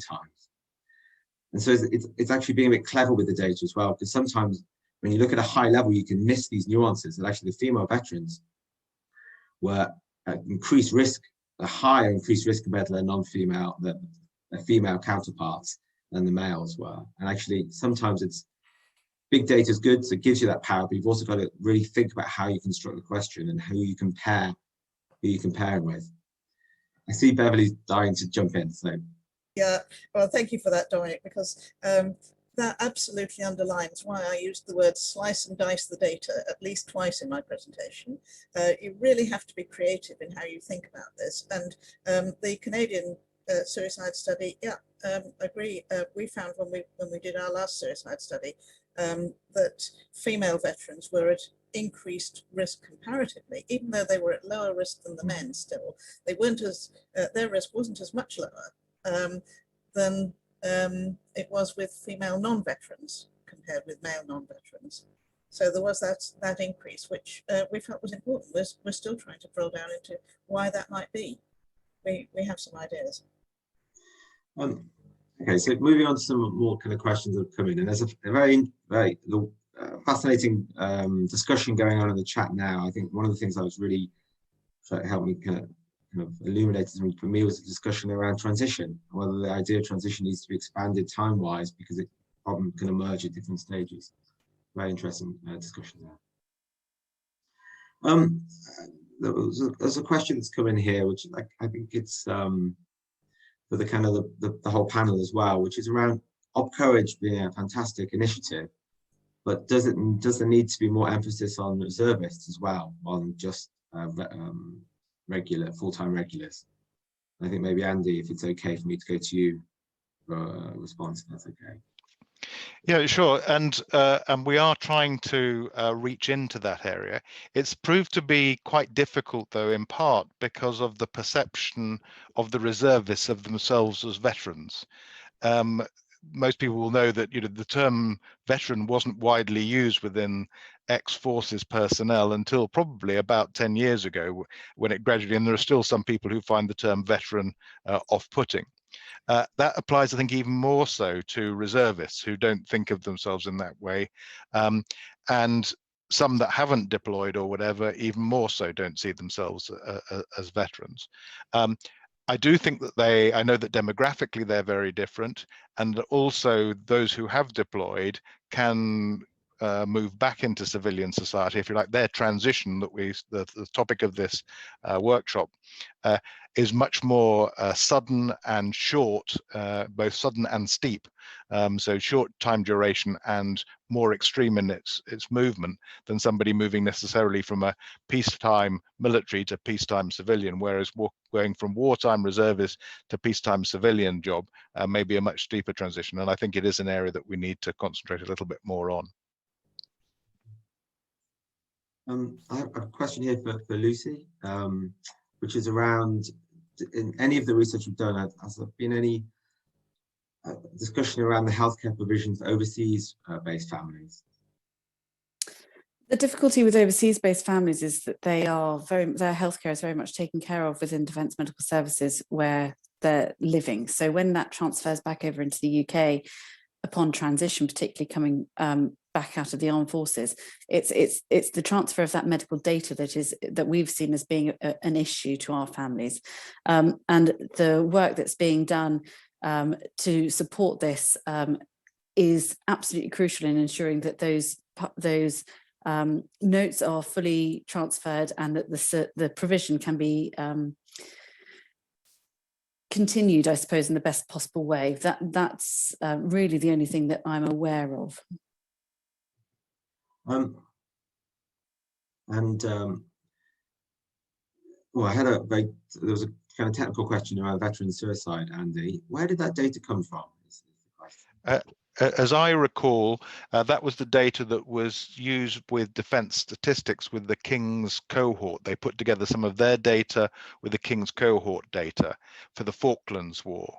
And I think they've kept on with that set of statistics and that cohort and recording those things. Somebody did suggest that it might be the Nav Kapoor study, which I think was 2009, 2010 maybe, which was the only definitive piece of research that we currently have. That is being redone as we speak, and we hope that they will publish next year on that with a redo of that. And in addition, Defence Stats are using the King's College Optelic, that's the Afghanistan-Iraq data, to try and have a look to see what statistical patterns there may or may not be compared with the general population for those that deployed. So those are the three bits that I know about, and the bit that's reported there is the one based on the Falklands cohort. There's a question here for Ian, which is following on from the Cobseo strategic sector review. What can Cobseo do to address the over or underlaps in the charitable services? It's quite a big question, I'm aware. Yeah, thanks, Dominic. So the issue perhaps of service charity numbers and duplication is one that we have always been conscious of. There is a wide patchwork and mosaic of support with large and well-known charities, medium-sized charities, and many small charities. And Cobseo's focus in terms of collaboration is to try and make sure that the duplication is avoided. And again, having mentioned the cluster system, the approach we use is through clusters where all those with the same approach can come together and effectively work out if there is duplication, work collectively, collaboratively to ensure that we don't do that. I mentioned the total number of about 489. Given that that is supporting an armed forces community of some 6 million people, that doesn't seem to be completely inappropriate. But it's an issue that we come back to on many occasions and keep working away at. It's always going to be there. Collaborating, cooperating through the clusters is the best mechanism for ensuring that service provision locally, regionally, and nationally meets the needs. And that, of course, is always at the forefront of what we're thinking about, meeting beneficiary needs. I hope that answers the question. Thank you. There's a question here for Lucy. I think it's actually from one of your co-authors on the Lifting the Lid project. Was around the importance of using data and evidence when drivers for policy and service change, but the need to understand more about the specific and unique needs of service families, and just what your thoughts were, and also about your thoughts on how best to engage service families. Thanks, Dominic. I completely agree with what Kate has said. I think there is definitely the need for further research, particularly into the support that families need when they're transitioning out of the armed forces. One of the areas that I have identified myself is the emotional support that is needed for families, and a further study into looking at the emotional cycle of change that they go through alongside that of the service leaver, which has been well documented, as we all know. So I think there's definitely a gap in the research that has been done in this space, and I would welcome any further research to identify any potential future support that could be put in place. Okay, we're coming towards the end. We've got about 5 minutes left, so I'm going to ask this question for everyone. Again, please jump in. This is a bit about we talk a lot about families, and actually the definition of family in itself is quite hard, because it's so it's changing. I think there was the idea of a nucleus family may not 30, 40 years ago may not be representative of what families look like nowadays. And so the questions around really ideas around how you might think about defining family, and whether actually that might start to include friends and other support networks rather than just pure kind of family per se. I don't know who wants to go first. Maybe Lucy. Thank you. So we obviously have to deal with this one on a regular basis with the work that we do, and the work particularly around the research that we did for the Lifting the Lid project was to define the parameters of what we refer to as the service family. And it's very difficult to recognise, particularly in this ever-changing world of the different family units that now make up what could be a family, to draw the lines. But I think one of the things that we have to take into consideration, particularly when focusing our resources, is actually which family members are directly impacted by the service of the service person. So when we start to direct that resource, it is very much those family members who live directly with the service person and the children that are affected by that. Of course, that doesn't mean to say that those who aren't mothers and brothers and sisters and are direct support networks to those of single service personnel or whatever that might be also have an impact. It's not saying that at all. It's just saying that actually when we direct the resources that are really needed, it is for those who are living it with the service person. Thank you. Ian, please. I think it's probably also worth making the point that, and most of the colleagues on the panel will be involved in this too, in partnership with the MOD, clearly we look closely at issues, and they are currently rewriting their family strategy, which addresses just this point, and updating it in the light of changes over the last 5 years since the last strategy. So it is a factor that it is being looked at, and following on from that strategy, Cobseo members and those that support the armed forces community will be able to recognise the strategy and work with it as well. There's a couple of questions that have come in that just to remind us all, of course, I'm jumping top a little bit. When we talk about our courage, we are talking about NHS England. Of course, the health systems in Northern Ireland, Wales and Scotland are different. Actually, it's just important to recognise that they're different. I think we probably have time for one last question, which again, I'll ask the whole panel with a very brief response maybe, but given that, you know, we've been hearing a lot of the news about the defence review and the potential cuts in personnel, are there any concerns about the impact this may have on the NHS, as there may be in the short term, maybe an increase in people seeking support? Thank you, Andy. Obviously, it's very early days, and a lot of the detail that lies behind the review have not emerged. But certainly my initial thoughts were that, first of all, I think there aren't going to be compulsory redundancies within this, the numbers that the target, and so therefore it won't be like previous rounds of cuts where a number of people have been unexpectedly transitioning, and probably for some of them unwillingly transitioning out of the armed forces in an unplanned way. And so I don't see, in terms of the health needs impact, changing. I do think, however, that the balance of the forces that appears to be being suggested will mean more overseas deployments, and that will have effects on people, and in particular, as we were talking about earlier, families, as that happens. And depending on the types of those deployments and whether or not they take integrated medical services with them or not, that transition that Lucy mentioned about people coming from overseas and coming back into an NHS system is even more difficult than transferring within UK or transferring within one of the countries within UK. I also think that probably more reservists, we were talking about those a bit earlier, are likely to be used, and therefore that question, although already important, is probably going to rise up the research agenda, because the greater use of reservists will raise that.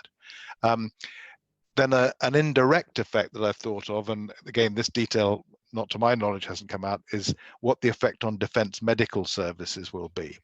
Because if defence medical services are going to be asked to do more to support more diverse overseas operations, it then asks, what more will the NHS be asked to do for those who are in the home base? And we don't know the questions, let alone the answers to some of those things. Thank you. Ian, very briefly, please, because we're coming to an end. So one key issue, and we don't yet know the details, will be if there are any changes to basing of the armed forces. And when that has been ultimately addressed and made clear, clearly the provision of services in those areas, either up or down, as ever, will need to be balanced out. And that will be something the service charity sector will take a close interest in as the review unfolds. I'd like to draw this session to an end and take the opportunity to thank all the four fantastic speakers we've had, Beverly, Lucy, Andy and Ian. I believe there's a 15-minute break, and then at 11:45 the next session is research showcase. And I think Mike's here to give us a bit of a preview. Yeah, thank you very much indeed, Dominic. You can tell that was a very, very stimulating session. We've already broken the bank on the chat. It only goes up to, I discovered that yesterday, it only goes up to 99, and then you go to 99 plus. So we've broken the bank on the chat. Thank you very much indeed. As has been said, all these talks, including Beverly's wonderful review on research, will be available on the hub early next week. We do indeed now take a 15-minute break. The Q&A box won't be monitored over this 15 minutes. And please be back at 11:45 for the next session. Thank you very much. See you in 15 minutes. Good morning once again, and welcome back to the final session of the Forces in Mind Trust Research Centre conference. If you've just joined us for this last session, for the first time, you will note that your microphone and cameras are turned off. The question and answer function is now open. Please place all your questions to the panel into the Q&A function in order for it to be moderated and then passed to me as the chairman for later in the morning. This session is to showcase research which has been supported by FiMpacT over 2020. We recognise and reward those whom FiMpacT believe have gone that extra yard. That's always a difficult choice. We will have 3 presentations this morning, followed by a joint question and answer session. Some of you may ask, what is the award? You'll be pleased to know that there is a small cash reward in the form of book tokens, a certificate, which I believe as we speak are being delivered through some of the recipients' doors. There would normally be a VIP reception and dinner related to the conference, but I think we may have to postpone that until next year. And the recipients are allowed in their correspondence on their letterhead or business card to include the fact that they have been recognized by this award. I will read out the name of the recipients first, and then go on to describe the citation that goes along with the award. So our first award winner today is Stuart Cole. Stuart is the Development Manager at the Directory of Social Change. Stuart specialises in Armed Forces Charities research funded by FiMpacT. He is a psychologist by training with a master's in applied psychology. Stuart is awarded the FiMpacT Research Award. This is given to those that have achieved significant impact. It is funded by FiMpacT and judged by the FiMpacT board. I will read you out the citation, which is for his Armed Forces Charities report. The Directory of Social Change has for 6 years delivered a series of independent and credible reports on the Armed Forces Charities sector, often used by policymakers and service providers. By spring of 2020, the second edition of Sector Insights was complete. But the national lockdown response to the COVID-19 pandemic delayed its publication. However, the research team at the Directory of Social Change, led by Stuart, quickly responded to the request for evidence from Cobseo, the Confederation of Service Industries. By drawing on 6 years of data and the insight gained from working extensively and collaboratively with charities, Stuart was able to provide an accurate and independent readout of the condition of the sector pre-COVID. A series of rapid surveys of members' charities then followed, from which the Directory of Social Change was able to provide credible evidence of how the sector needed to have state assistance. By creating a truthful evidence-based narrative, tangible financial and other support were delivered by the government across the UK to the sector, and hence to the overall benefit of the armed forces community. Chris, could we now run Stuart's video? Hello, my name's Stuart Cole. I'm Research Development Manager at the Directory of Social Change, and I'm also the very proud winner of the 2021 Forces in Mind Trust Research Award. I've got about 10 to 15 minutes to tell you a bit about what we do and what we've achieved in partnership with the Forces in Mind Trust, and hopefully to give you an insight into the work that we've done and the team behind this award. The Directory of Social Change, or DSC to our friends, is a charity. We've been around for over 40 years, and our mission is to support the charity sector and voluntary organisations. We do this by providing information, training, events, acting as a concerned citizen, providing funding guides, and our policy and research work. And DSC has a vision of an independent and vibrant charity sector at the heart of social change. Since 2014, DSC has been funded by the Forces in Mind Trust to provide independent, credible, and accessible research on armed forces charities. And this work has included 3 sector insight reports, which provide an overview and analysis of the armed forces charities sector. We published our first report back in 2014. Since then, we've published a report on charities registered in Scotland in 2016, and our most recent sector insight came out in August 2020, but I'll tell you a little bit more about that later. We also have a smaller scale Focus On series, which includes 8 smaller topical reports, which delve into those areas of provision such as mental health, housing, criminal justice support, and most recently published in January, support for families. And our latest coming soon Focus On report will focus on financial support, so one to look out for. Since 2014, we've had a website, armedforcescharities.org.uk, on which all of our reports and supporting materials are available to download. And you can follow that link to download all of our reports for free and all the supporting materials. You can also find them on Forces in Mind Trust website and the DSC website. So that's a bit about our background. I thought I'd tell you a bit more now about our work during the pandemic and which led to this award. So in March 2020, the global pandemic really took hold. For the charity sector, the pandemic brought with it a unique set of challenges. DSC's research in the past has shown that the vast majority of welfare charities' income is made up of publicly donated funds. Welfare charities are the charities that people tend to think of when you think of what a charity is or does. They're the charities which provide support, services, grants to individuals, organizations at times. They're the typical charity that most people think of. But actually, when you look at their income, over 90% is publicly donated to those charities.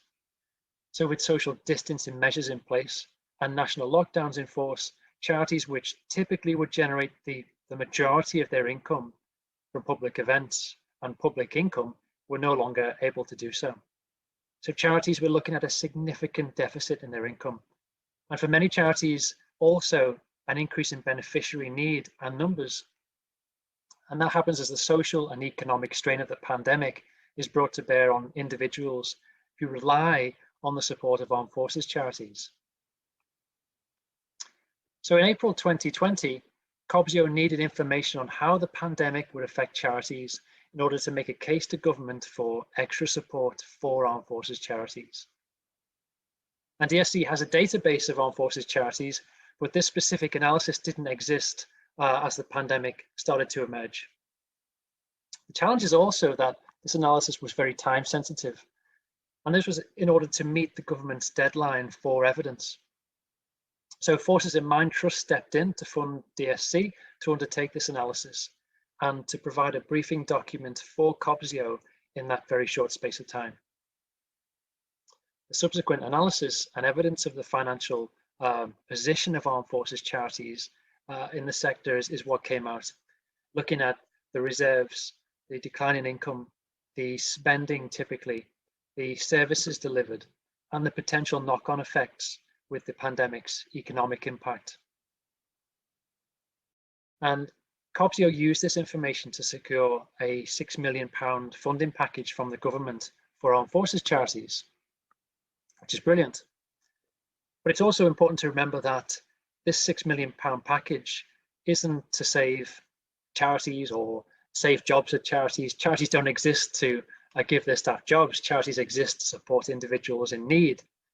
And armed forces charities do support individuals, not with just nice to haves or pleasant extras. The support that armed forces charities give is vital to those who rely upon it. And with the economic strain of the pandemic, this beneficiary need is likely to increase. So the £6 million is there to save beneficiaries through the vital work that charities do, through the specialist services that they deliver to hundreds of thousands of individuals and their families every year. And we know this because we did the research on it. So that's why it was so important for us, all of us in that partnership, to get that right. Additionally, in May and October 2020, DSC undertook surveys of Cobseo members, which include charities, CICs, and associations.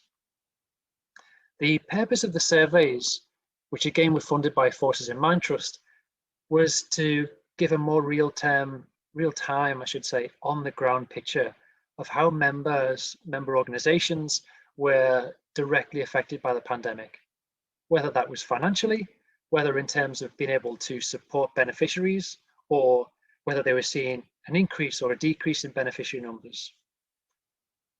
And also to measure the impact of the pandemic on critical service delivery, such as mental health support. The survey also asked about support which members needed from Cobseo.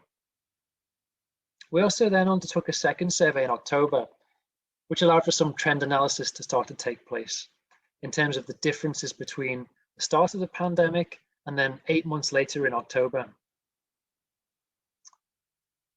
And this was key for Cobseo to be able to take an evidence-based approach to directing support, and for making strategic decisions, and for communicating the reality of the situation on the ground to government. Now, in terms of findings, this data isn't mine to share, but I can say that the findings showed how charities were reacting to increasing need with decreasing resources.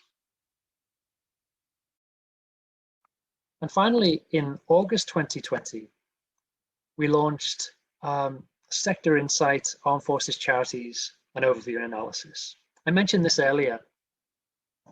This is over 5 years on from the original, and we launched the report online with an all-star cast of DSC's Chief Exec, Deborah Alcock-Tyler, my colleague Rhiannon Doherty, who also compared the live Q&A session, and our very special guests, Ray Locke, Chief Exec of Forces in Mind Trust, and the Chair of Cobseo, Sir John McCall. Again, this report is free to download, and you can get it at DSC or FiMP's website, or via the armedforcescharities.org.uk URL.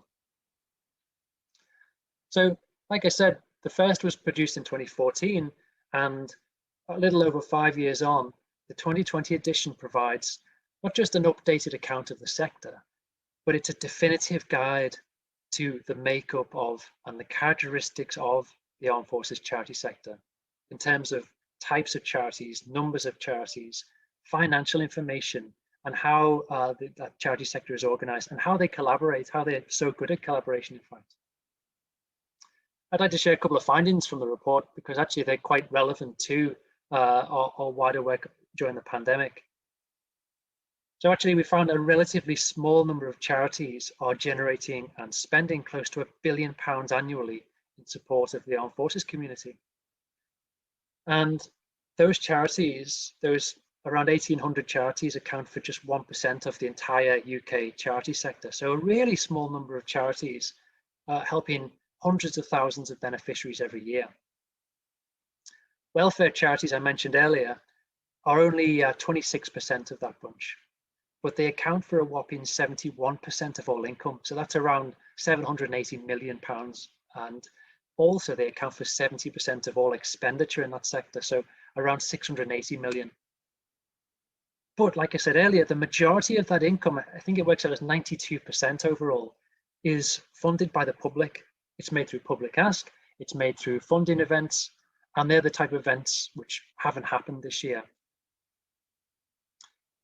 Our results also showed that welfare charities awarded around 45 million a year in grants. And the vast majority of grant making to organizations was through welfare charities. So there's a real knock-on potential there for charities who rely, or organizations who rely on welfare charities to be able to give them a grant to deliver services. And as welfare charities' incomes are likely to dwindle, so too might be the grants which other charities rely on, which in turn beneficiaries rely on for services.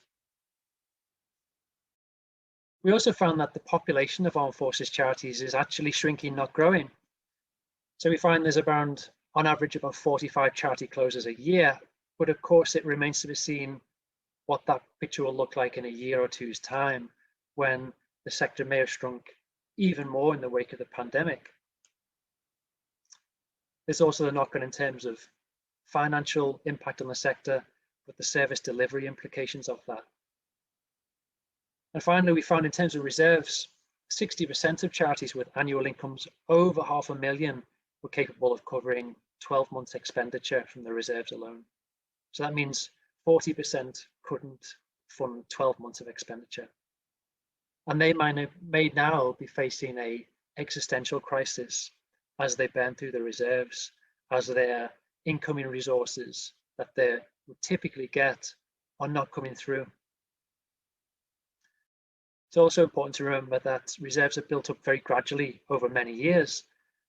And so with no significant events on the horizon to keep armed forces charities in the public consciousness, remember we've just had armed forces events such as V Day and VJ Day 75th anniversaries. We've just had RAF 100.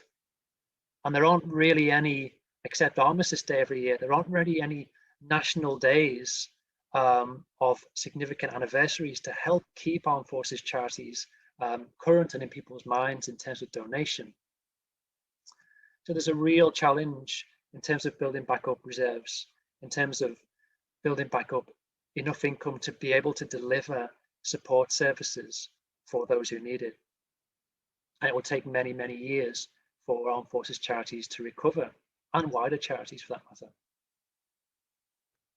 At this point, I'd love to highlight my research team.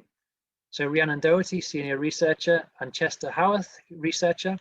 They are integral to the success of our work with Forces in Mind Trust and DST's Armed Forces Charities research.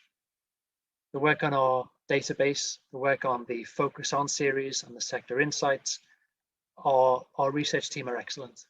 We also have a brilliant Director of Policy and Research, our Chief Exec, Deborah Alcott-Tyler. Our trustees are extremely proud of our partnership with Forces in Mind Trust. And without Forces in Mind Trust, it's important to say that none of this work, none of this information, evidence, which can be used by policymakers, practitioners, just wouldn't exist. So a huge thank you to the Forces in Mind Trust, not only for this award and this great honour, but for their continued support of our partnership and our work. They're really a fantastic funder and a great example of a proactive and influential grant maker. You can find out a bit more about DSC and our work at dsc.org.uk. You can follow us on Twitter at dsc_charity, and you can also find me on Twitter at Stuart_Cole. Thanks very much.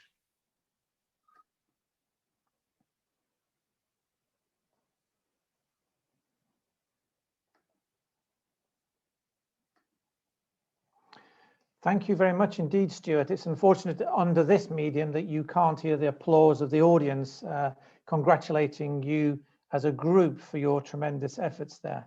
Clearly the award was given for your work in 2020, but without the previous work underpinning the information, the award and the hard work for this year would have been lacking.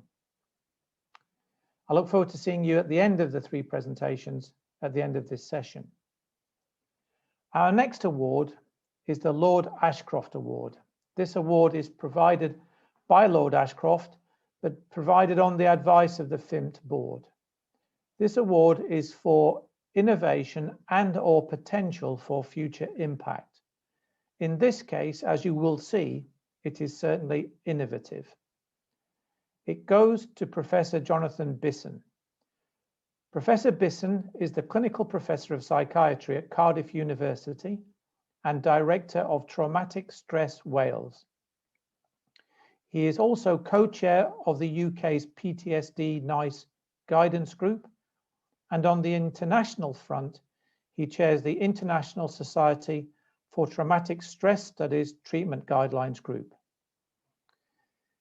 His citation is for the randomized control of 3-MDR for the treatment of resistant post-traumatic stress disorder in military veterans.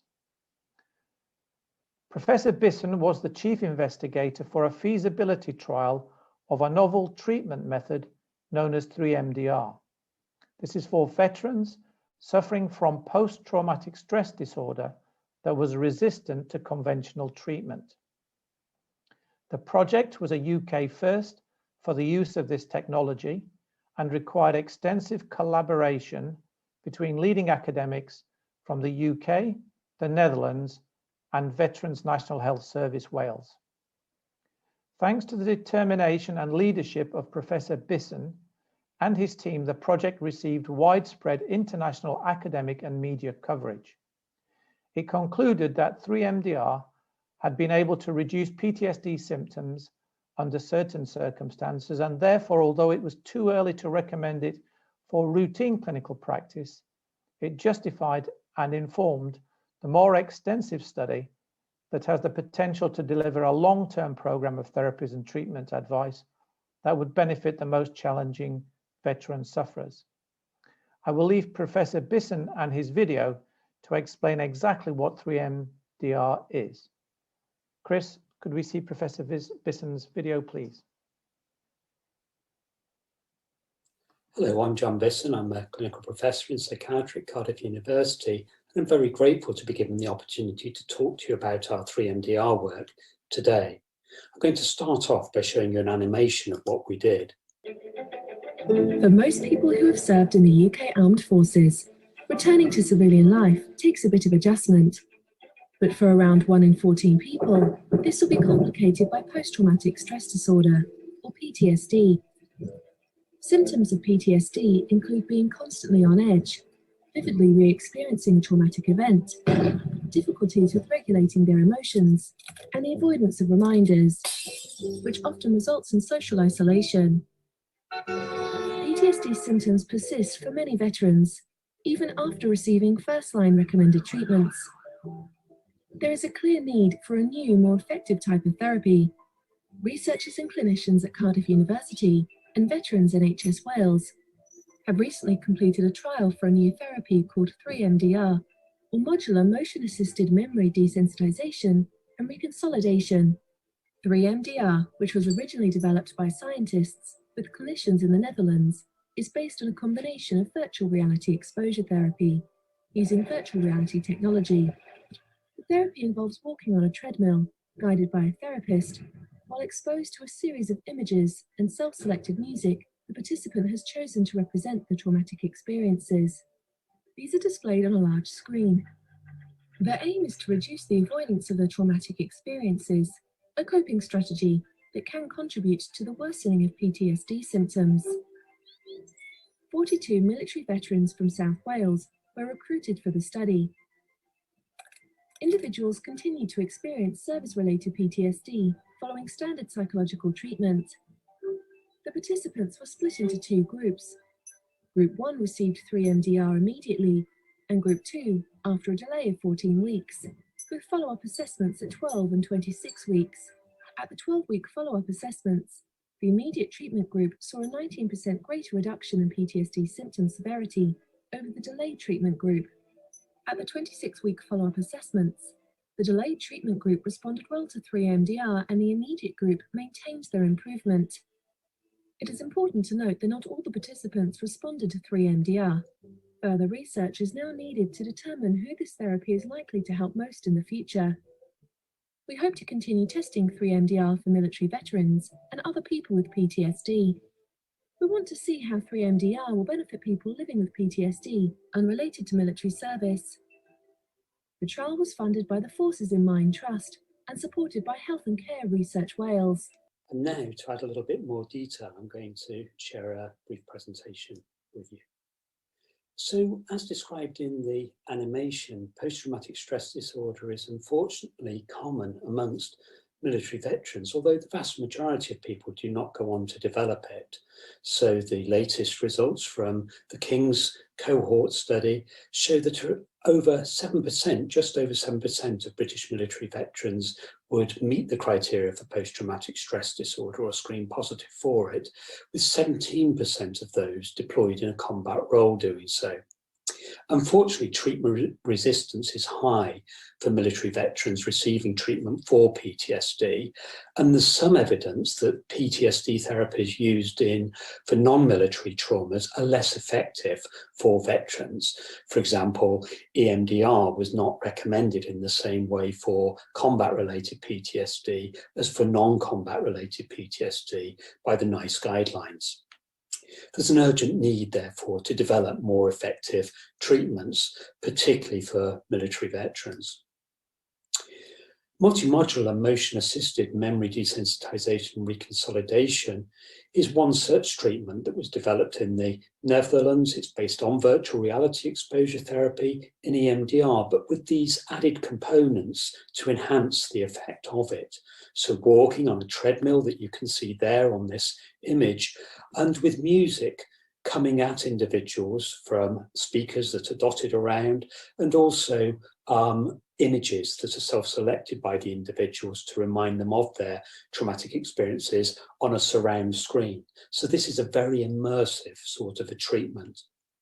We delivered 3-MDR over 9 weeks. So the first 2 weeks were preparatory sessions. There were then 6 weeks of 3-MDR where the individual was actually walking on the treadmill, and then one concluding session.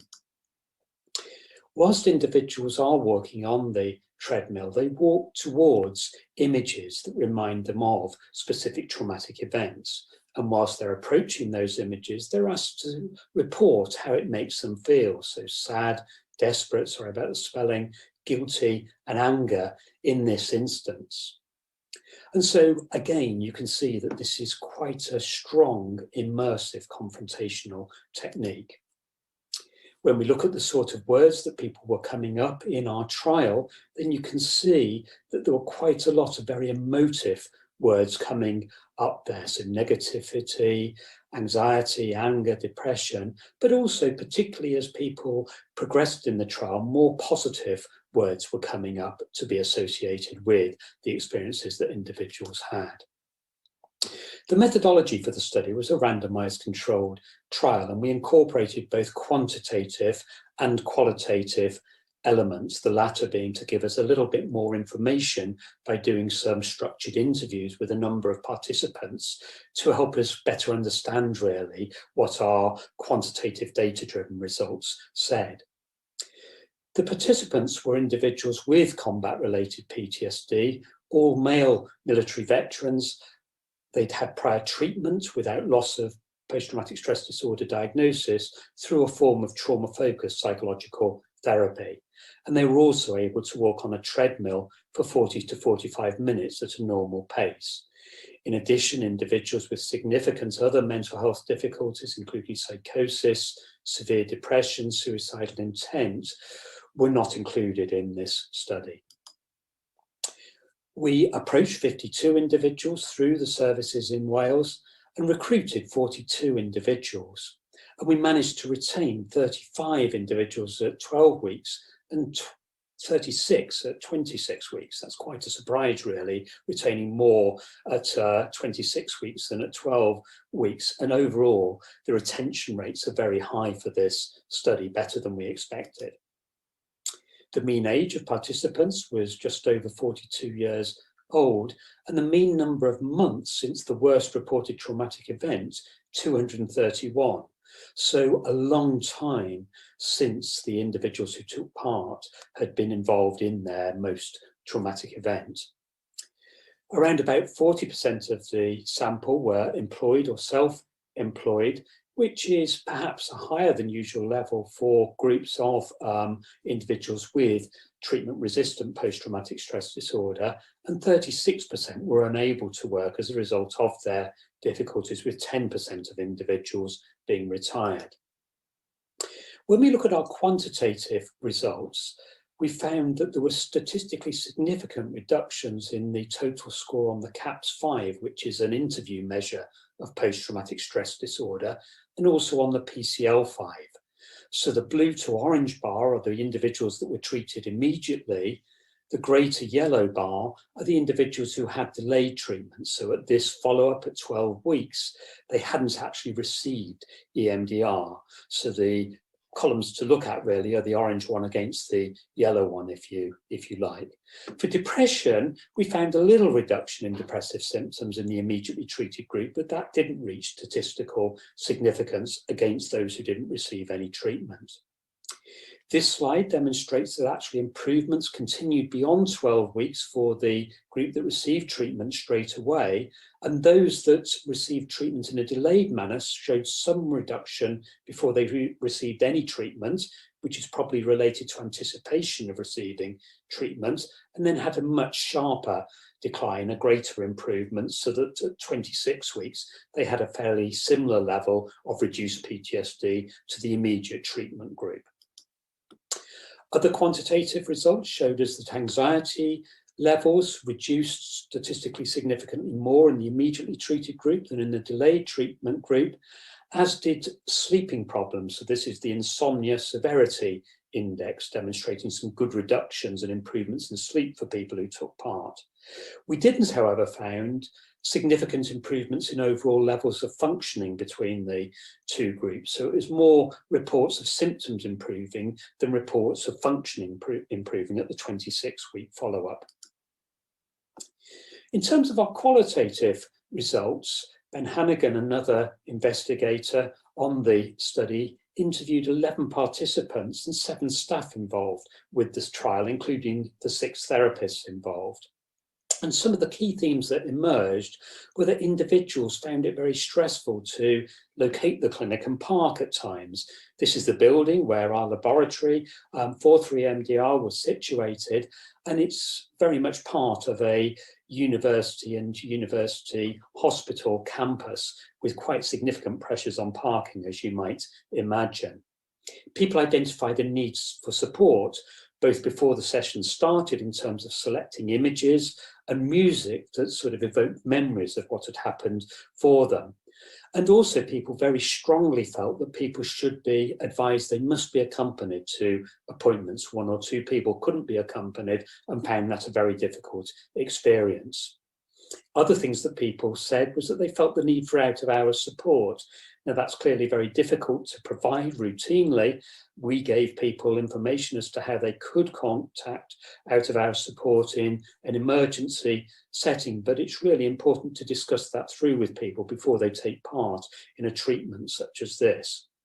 Psychosocial stability was identified as a factor, perhaps particularly by therapists who found it challenging at times and a barrier to treatment if people had other sort of significant psychosocial issues going on. So I guess, like with a lot of post-traumatic stress disorder treatments, to try and achieve a good level of stability before starting treatment is very important for people. And the number of nature of sessions, I think our conclusion was that actually 9 sessions wasn't enough for everybody, and that some people could have benefited from further sessions, either further sessions on the treadmill or perhaps further integrative sessions after they had finished, perhaps some more trauma-focused CBT, or even sessions of EMDR for some individuals were suggested. And then the other factor that came out was that therapists definitely felt they were on a steep learning curve and felt themselves becoming more expert as they got more used to using 3MDR as a treatment, which I think gives us hope for the future, that actually once therapists are fully trained up and delivering this intervention regularly, we could hope to see improved results overall than perhaps we even managed within the trial. So in conclusion, 3MDR has emerging evidence of effectiveness for the treatment of treatment-resistant PTSD in military veterans. The likely effect size of 0.65 is a moderate one, but that's even though 3MDR was being tested with individuals who'd already not improved from a previous evidence-based treatment. So I don't think we should be too disappointed with that small in overall terms symptom gain, because there were definite symptom gains. 3MDR didn't help all participants, and some reported increased symptoms, which I think again points to being very careful in who we select and offer this treatment to, and the importance of ensuring that people fully understand what the nature of the treatment is so that they can make an informed decision whether to take part or not. Further research is now clearly required to determine the true effectiveness of 3MDR and the optimal delivery. So thank you very much for your attention. I'd like to say a big thank you to my colleagues who are part of the team, and thank you very much for your attention today. Thank you.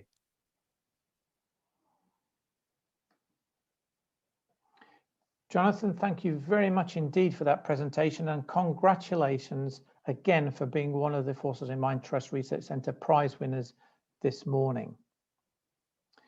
I just need to remind delegates to use the question and answer function to raise questions. They will be moderated and then passed to me later on in the session.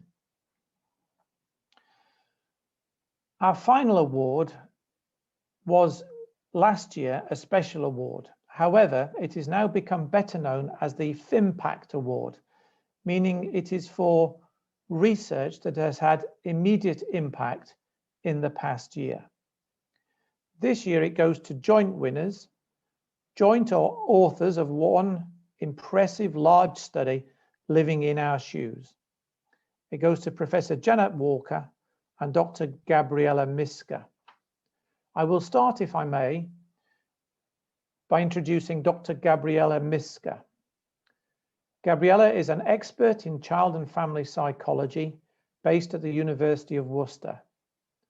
Her current research is exploring the complex world of family, parenting, military careers, and childhood outcomes. She held a Fulbright scholarship in 2015, studying in Boston and working with the US Veterans Administration. The joint award holder is Professor Janet Walker.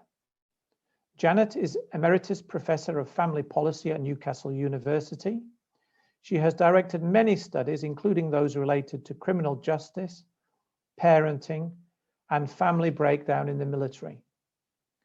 She is an expert consultant on family mediation in the Council of Europe, president of Relate, and a trustee of the Naval Families Federation. And I would now like to read out the citation for both of our winners. This is for the publication Living in Our Shoes.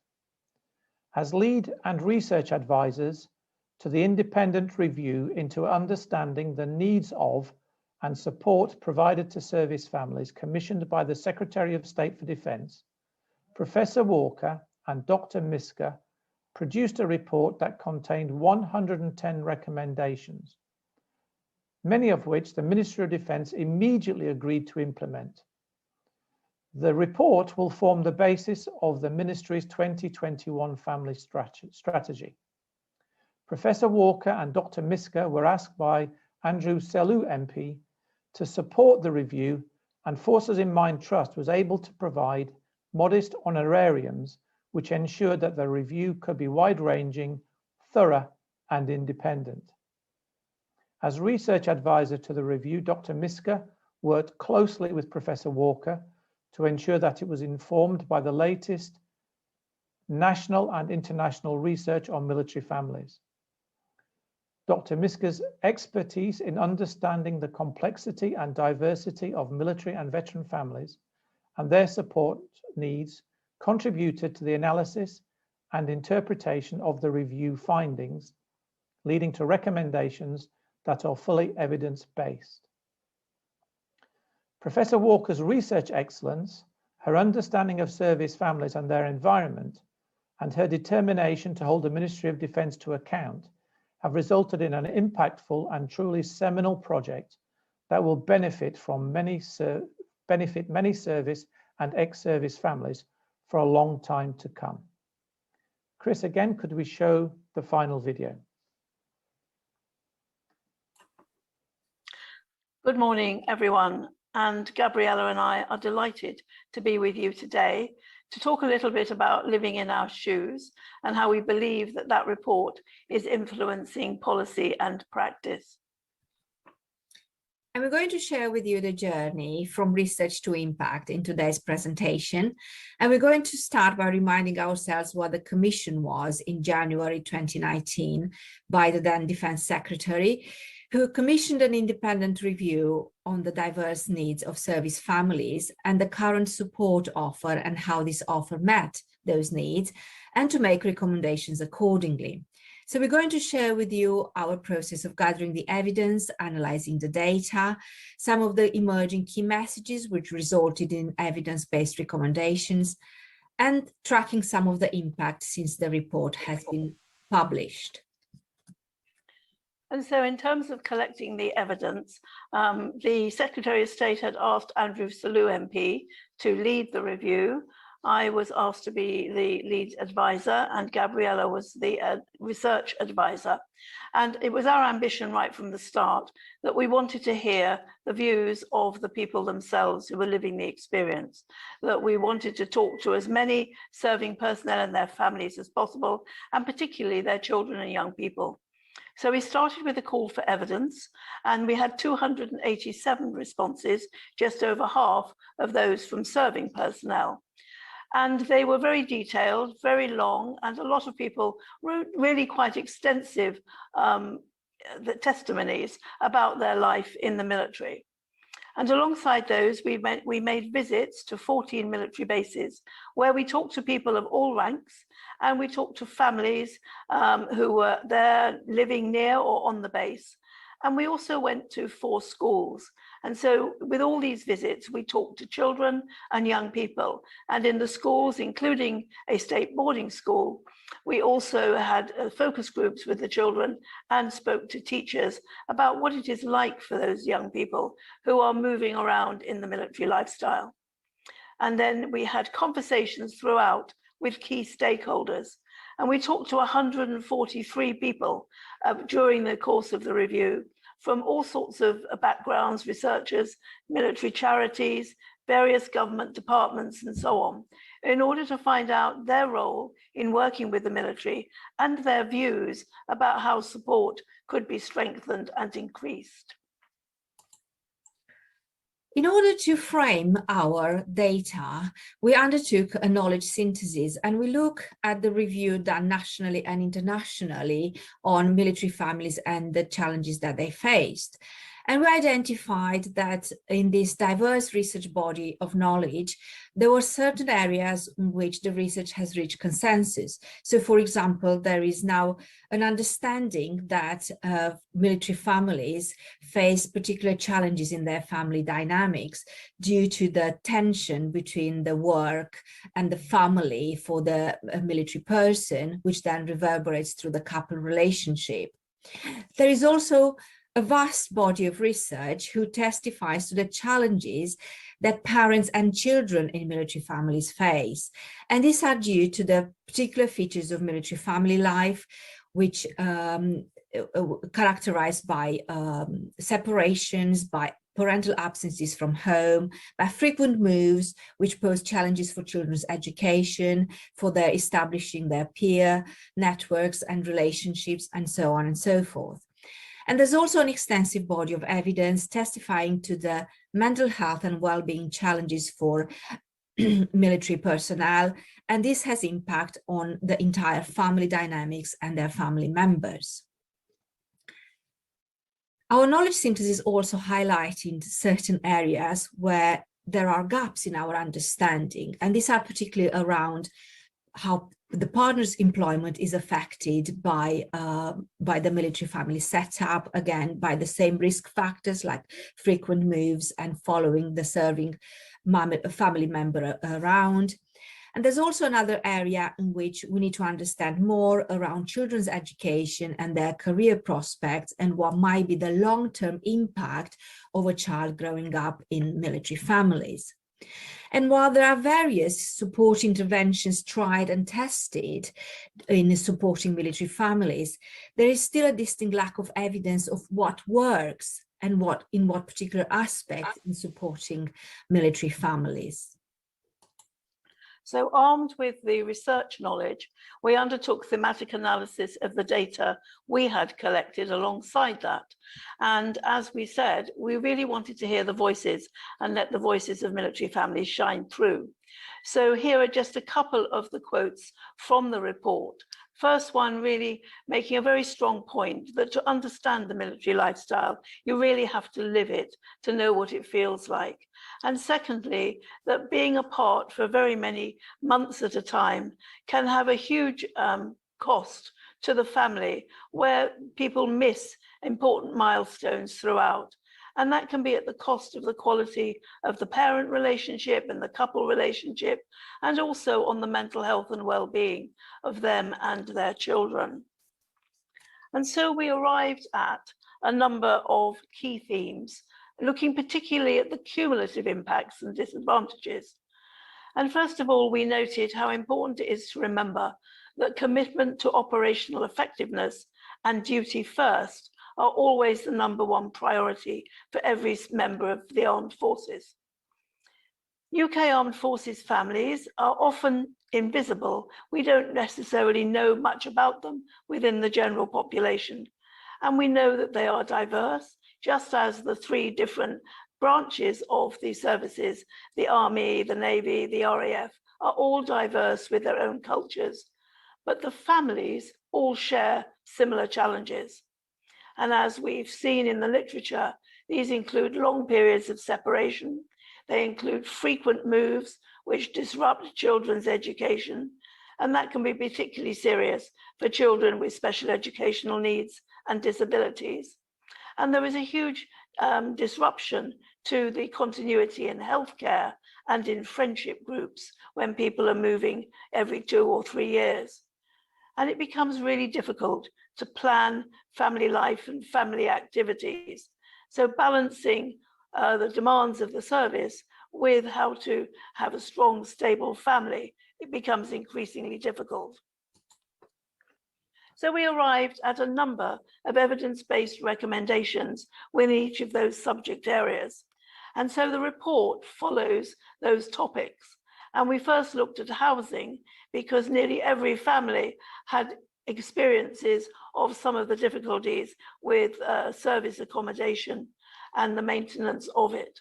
And we made 14 recommendations about how urgent it is to make sure that a place to call home is indeed fit for purpose. Children was the biggest topic that came up everywhere we went. And so the impact of service life on education and ability.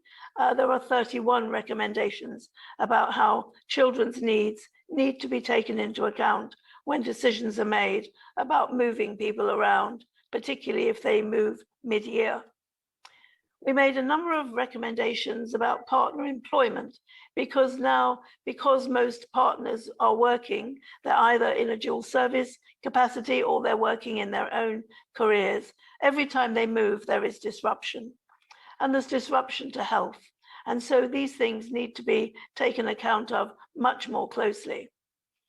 We didn't talk to very many people who are in the process of leaving the military, but the ones we did talk to were very clear that it's not just the serving partner who is giving up their career.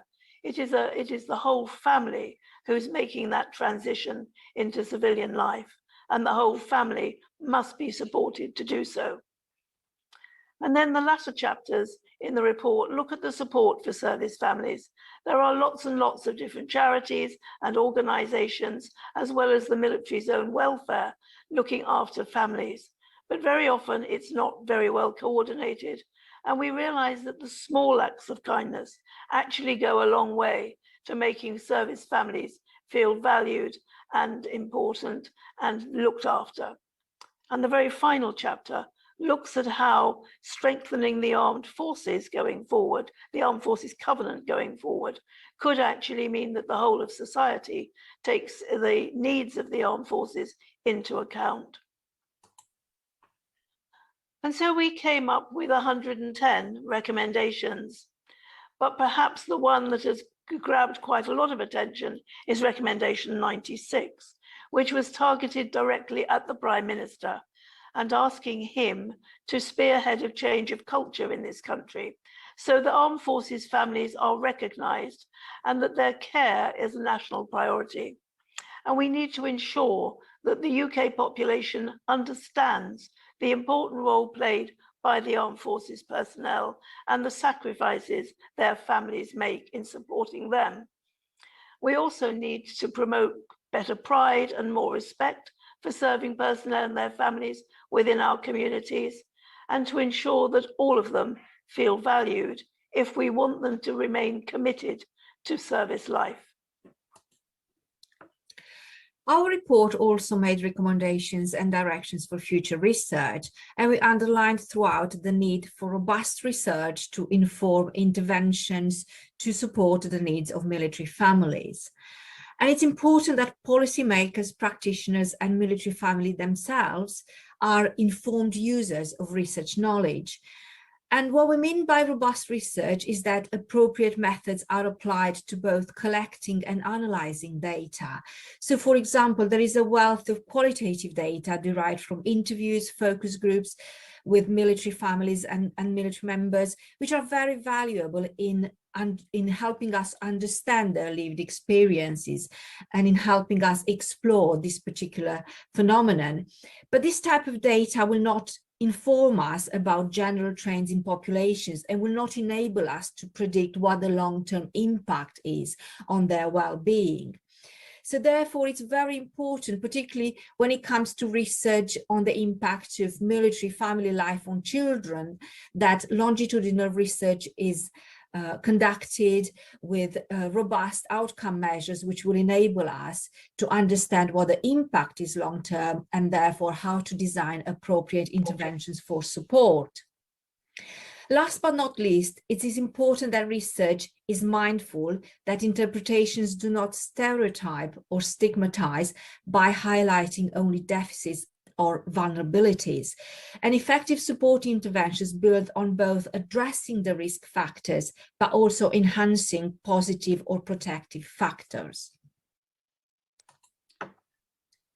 So, since publication of our qualitative data and understanding about military life in June last year, we've been tracking impact. The report was extremely well received at the time and has been since. And here we have just a couple of comments from the families federations and saying how this had been a game changer for them in thinking about how better to support serving families.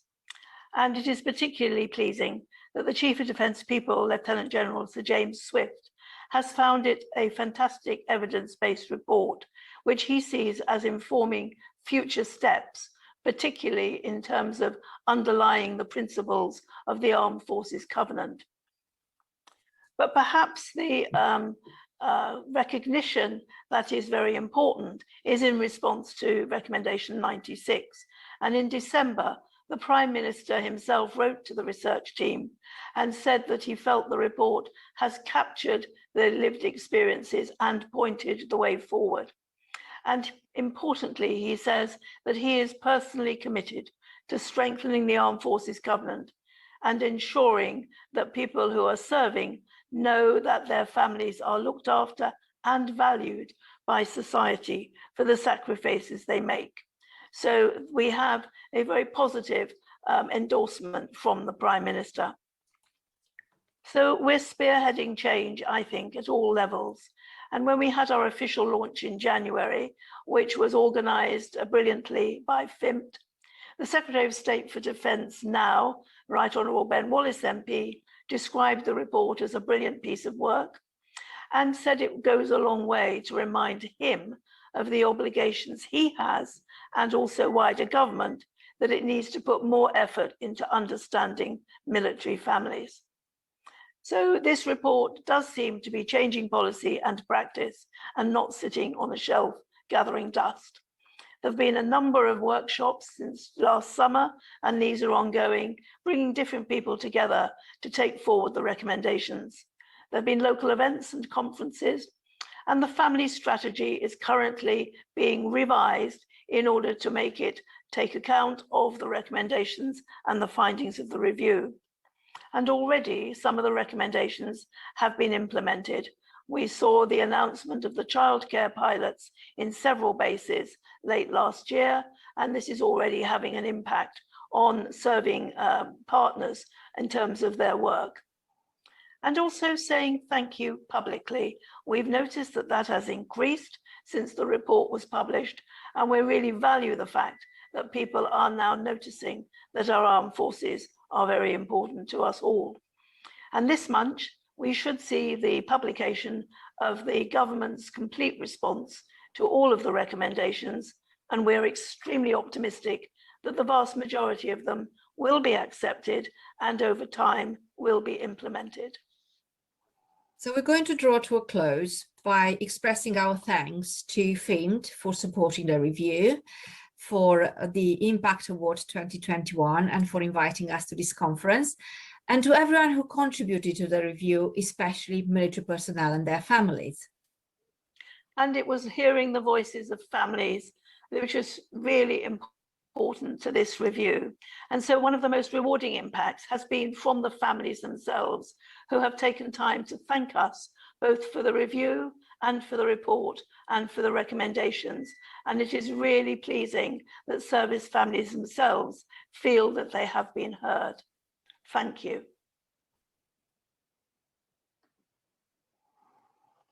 Thank you very much, Janet and Gabriela. I don't know if you saw the beginning of the conference yesterday when Ray Locke showed your report. He was certainly impressed the audience by the quantity, particularly the recommendations, but now I understand the quality that you had in there as well. So if the rest of our panel now comes on video, and congratulations again to all our award winners today. Thank you very much indeed for all your industry, hard work, innovation, and the impact you've provided supporting veterans and families in so many ways over the past year. Now, that gives us about sort of 20 minutes or so to throw some questions in your directions.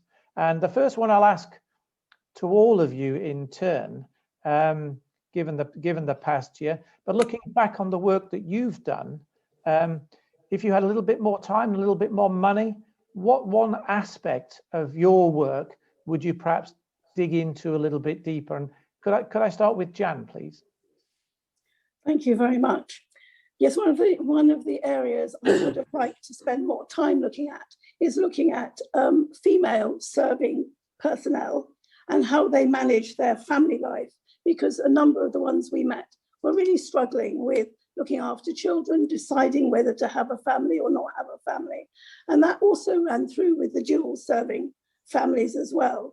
And I think that there is some more important work to be done in looking at women in the military, particularly, and women in dual serving partnerships. So that's something I would love to do more research on. Great, and I think that's already being funded by FiMpacT, and I know some work is taking place here at Anglia Ruskin. Gabriela, have you anything to add to that?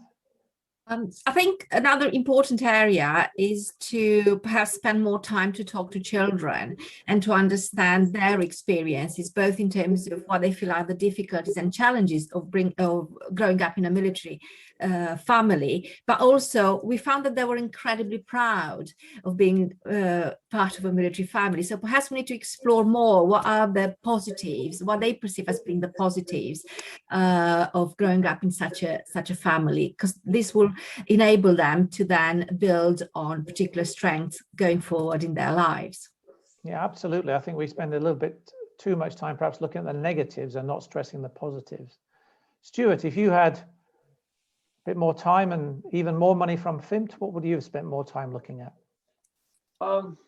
Fortunately, I've had a bit of an opportunity to do this already, but with the Cobseo survey looking at the impact of the pandemic. But I think going forward, I'm really interested in the recovery and how charities start to rebuild their finances and how they decide which services to focus on going forward. So yeah, I've had a bit of an opportunity to do that with the Cobseo survey, but I'd love to drill into that more with charities and their strategies in that respect.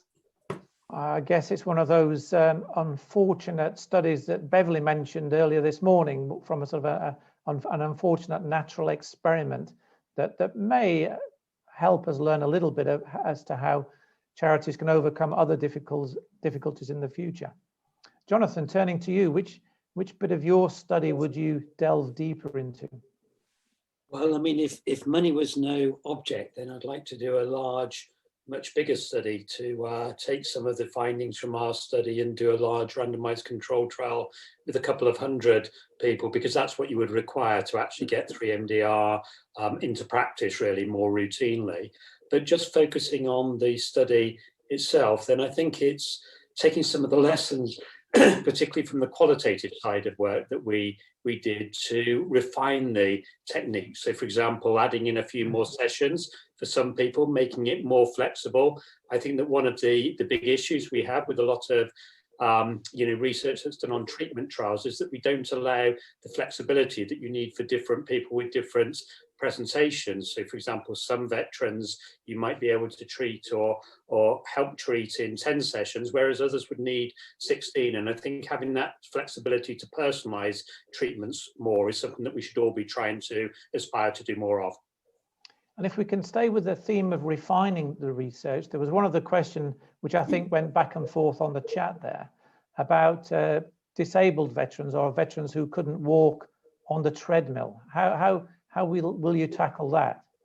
Yes, it's a very good question. And I mean, so we had one person actually who took part in the trial couldn't manage to walk after the first session. It was too much for the individual, and they sat at the back of the treadmill and did everything except for moving. So that's one option, is have an individual not actually walking or going on the treadmill at all, although the movement is felt, and the truth is we don't know the true mechanism of how it works, but it's felt to be a key component.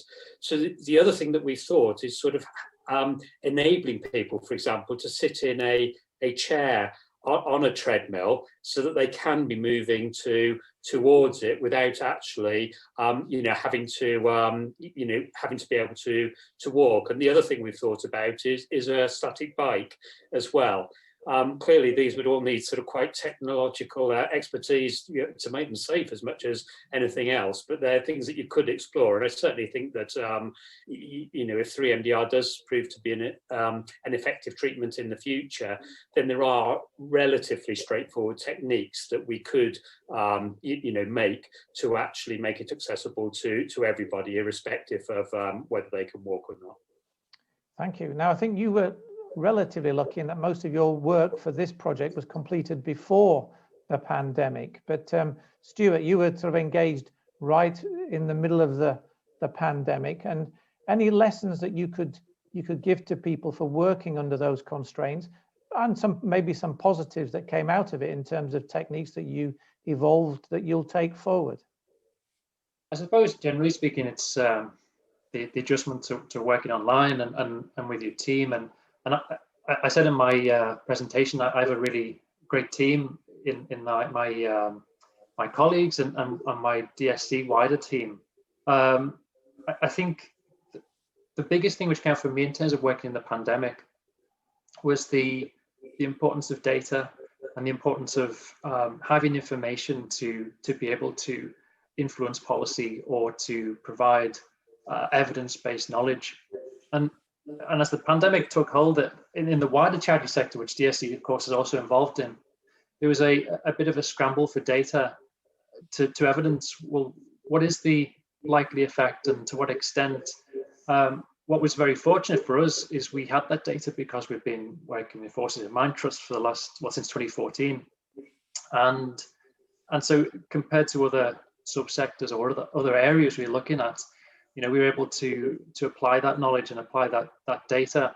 So I think my looking forward and working in a pandemic is almost to kind of be prepared data-wise. It's difficult to say, that hopefully there's never another pandemic, but there could be another global economic issue which comes to bear on us all. And so having the mechanisms in place to be able to get that data or to be monitoring that data, I think would have a huge impact if, God forbid, there's another global crisis.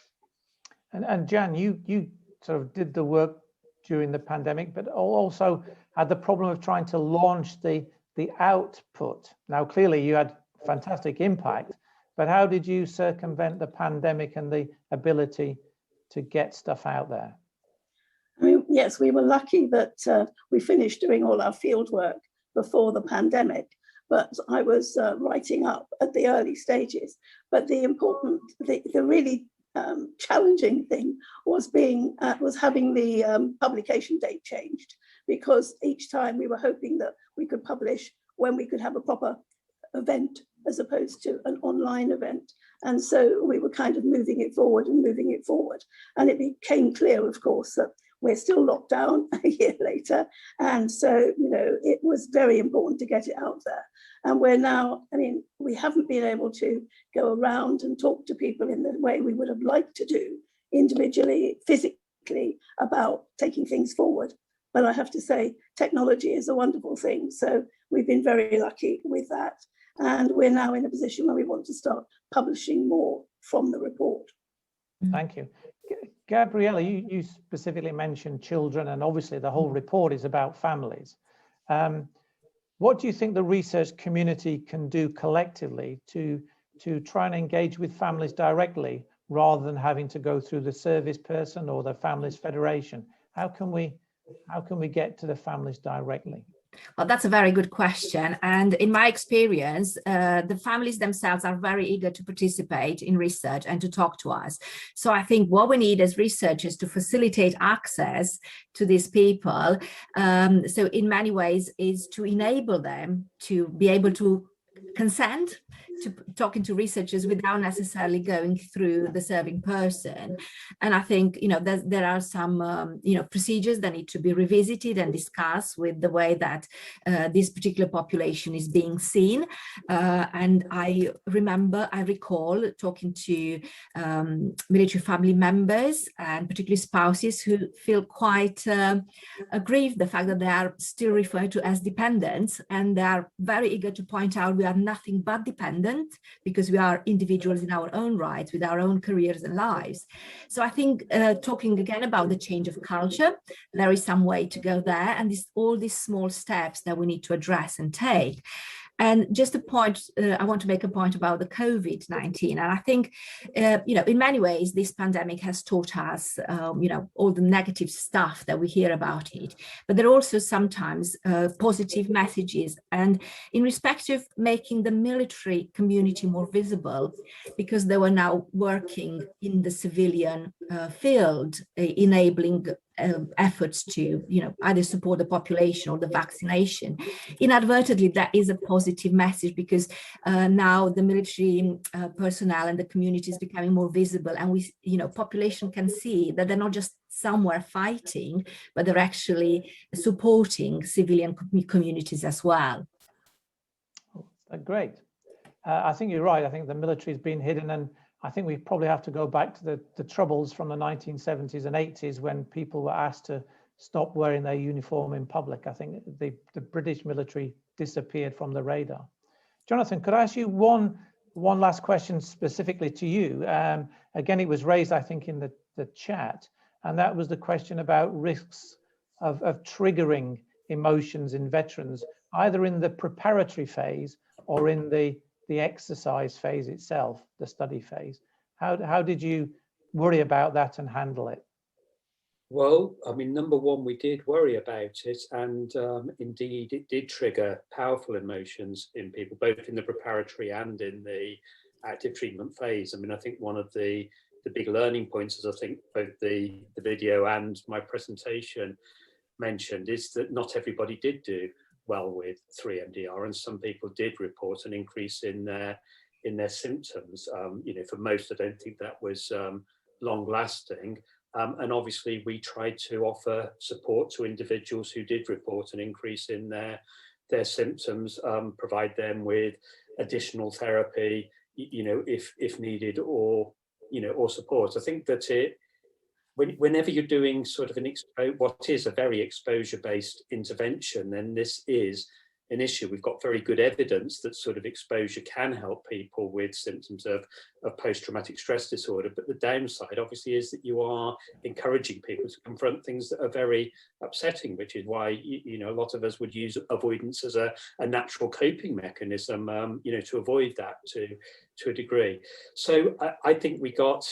I know I'm going around the bushes a bit, Mike, but I think we gained a lot of very valuable learning from this study. And I certainly believe that if we did it again, then we would be more cautious during the preparatory phase to take a bit longer to help individuals select images.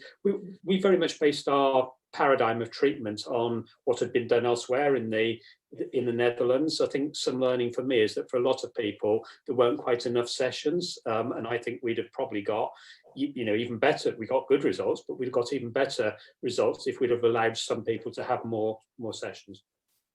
Okay, well, it's just time for one quick fire round. I'll ask you all the same question. I'll start with you, Stuart. It's the same question to all of you. If a young 20-something-year-old researcher came to you today and said, I want to do something on veterans, transition, or families, which bit would you tell them to look at to spend the next 3 to 5 years of their time doing? And you've got 2 sentences. I would say that transition is ongoing. It's not just at the leaving of the armed forces, and I would say the life journey there holds a huge amount of things to be researched, which are interesting, unique, and worth spending time on. Jan? Gosh, that's very difficult just to limit it to one topic. I mean, I'd want to have a whole portfolio of research over 3 to 5 years.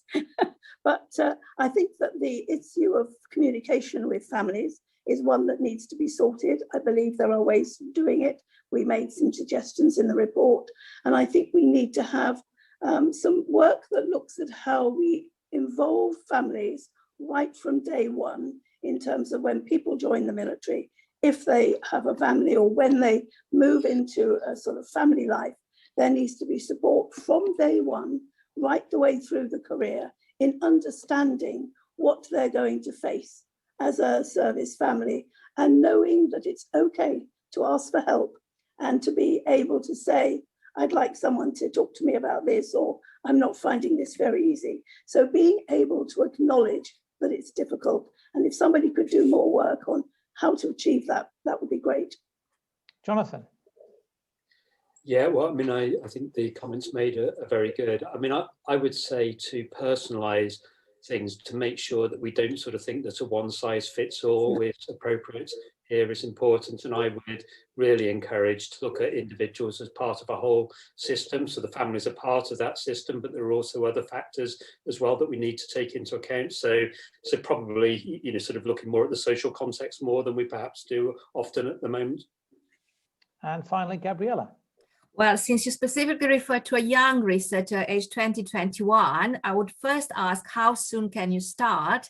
And secondly, you know, it's time to start long-term longitudinal research. We need to, in order to address some of these vital questions, we need to actually have longitudinal long-term designs to see actually, to measure the change and to see the impact over time. Trajectory, that's quite right. Trajectory is what we're interested in. And pathways. Well-being.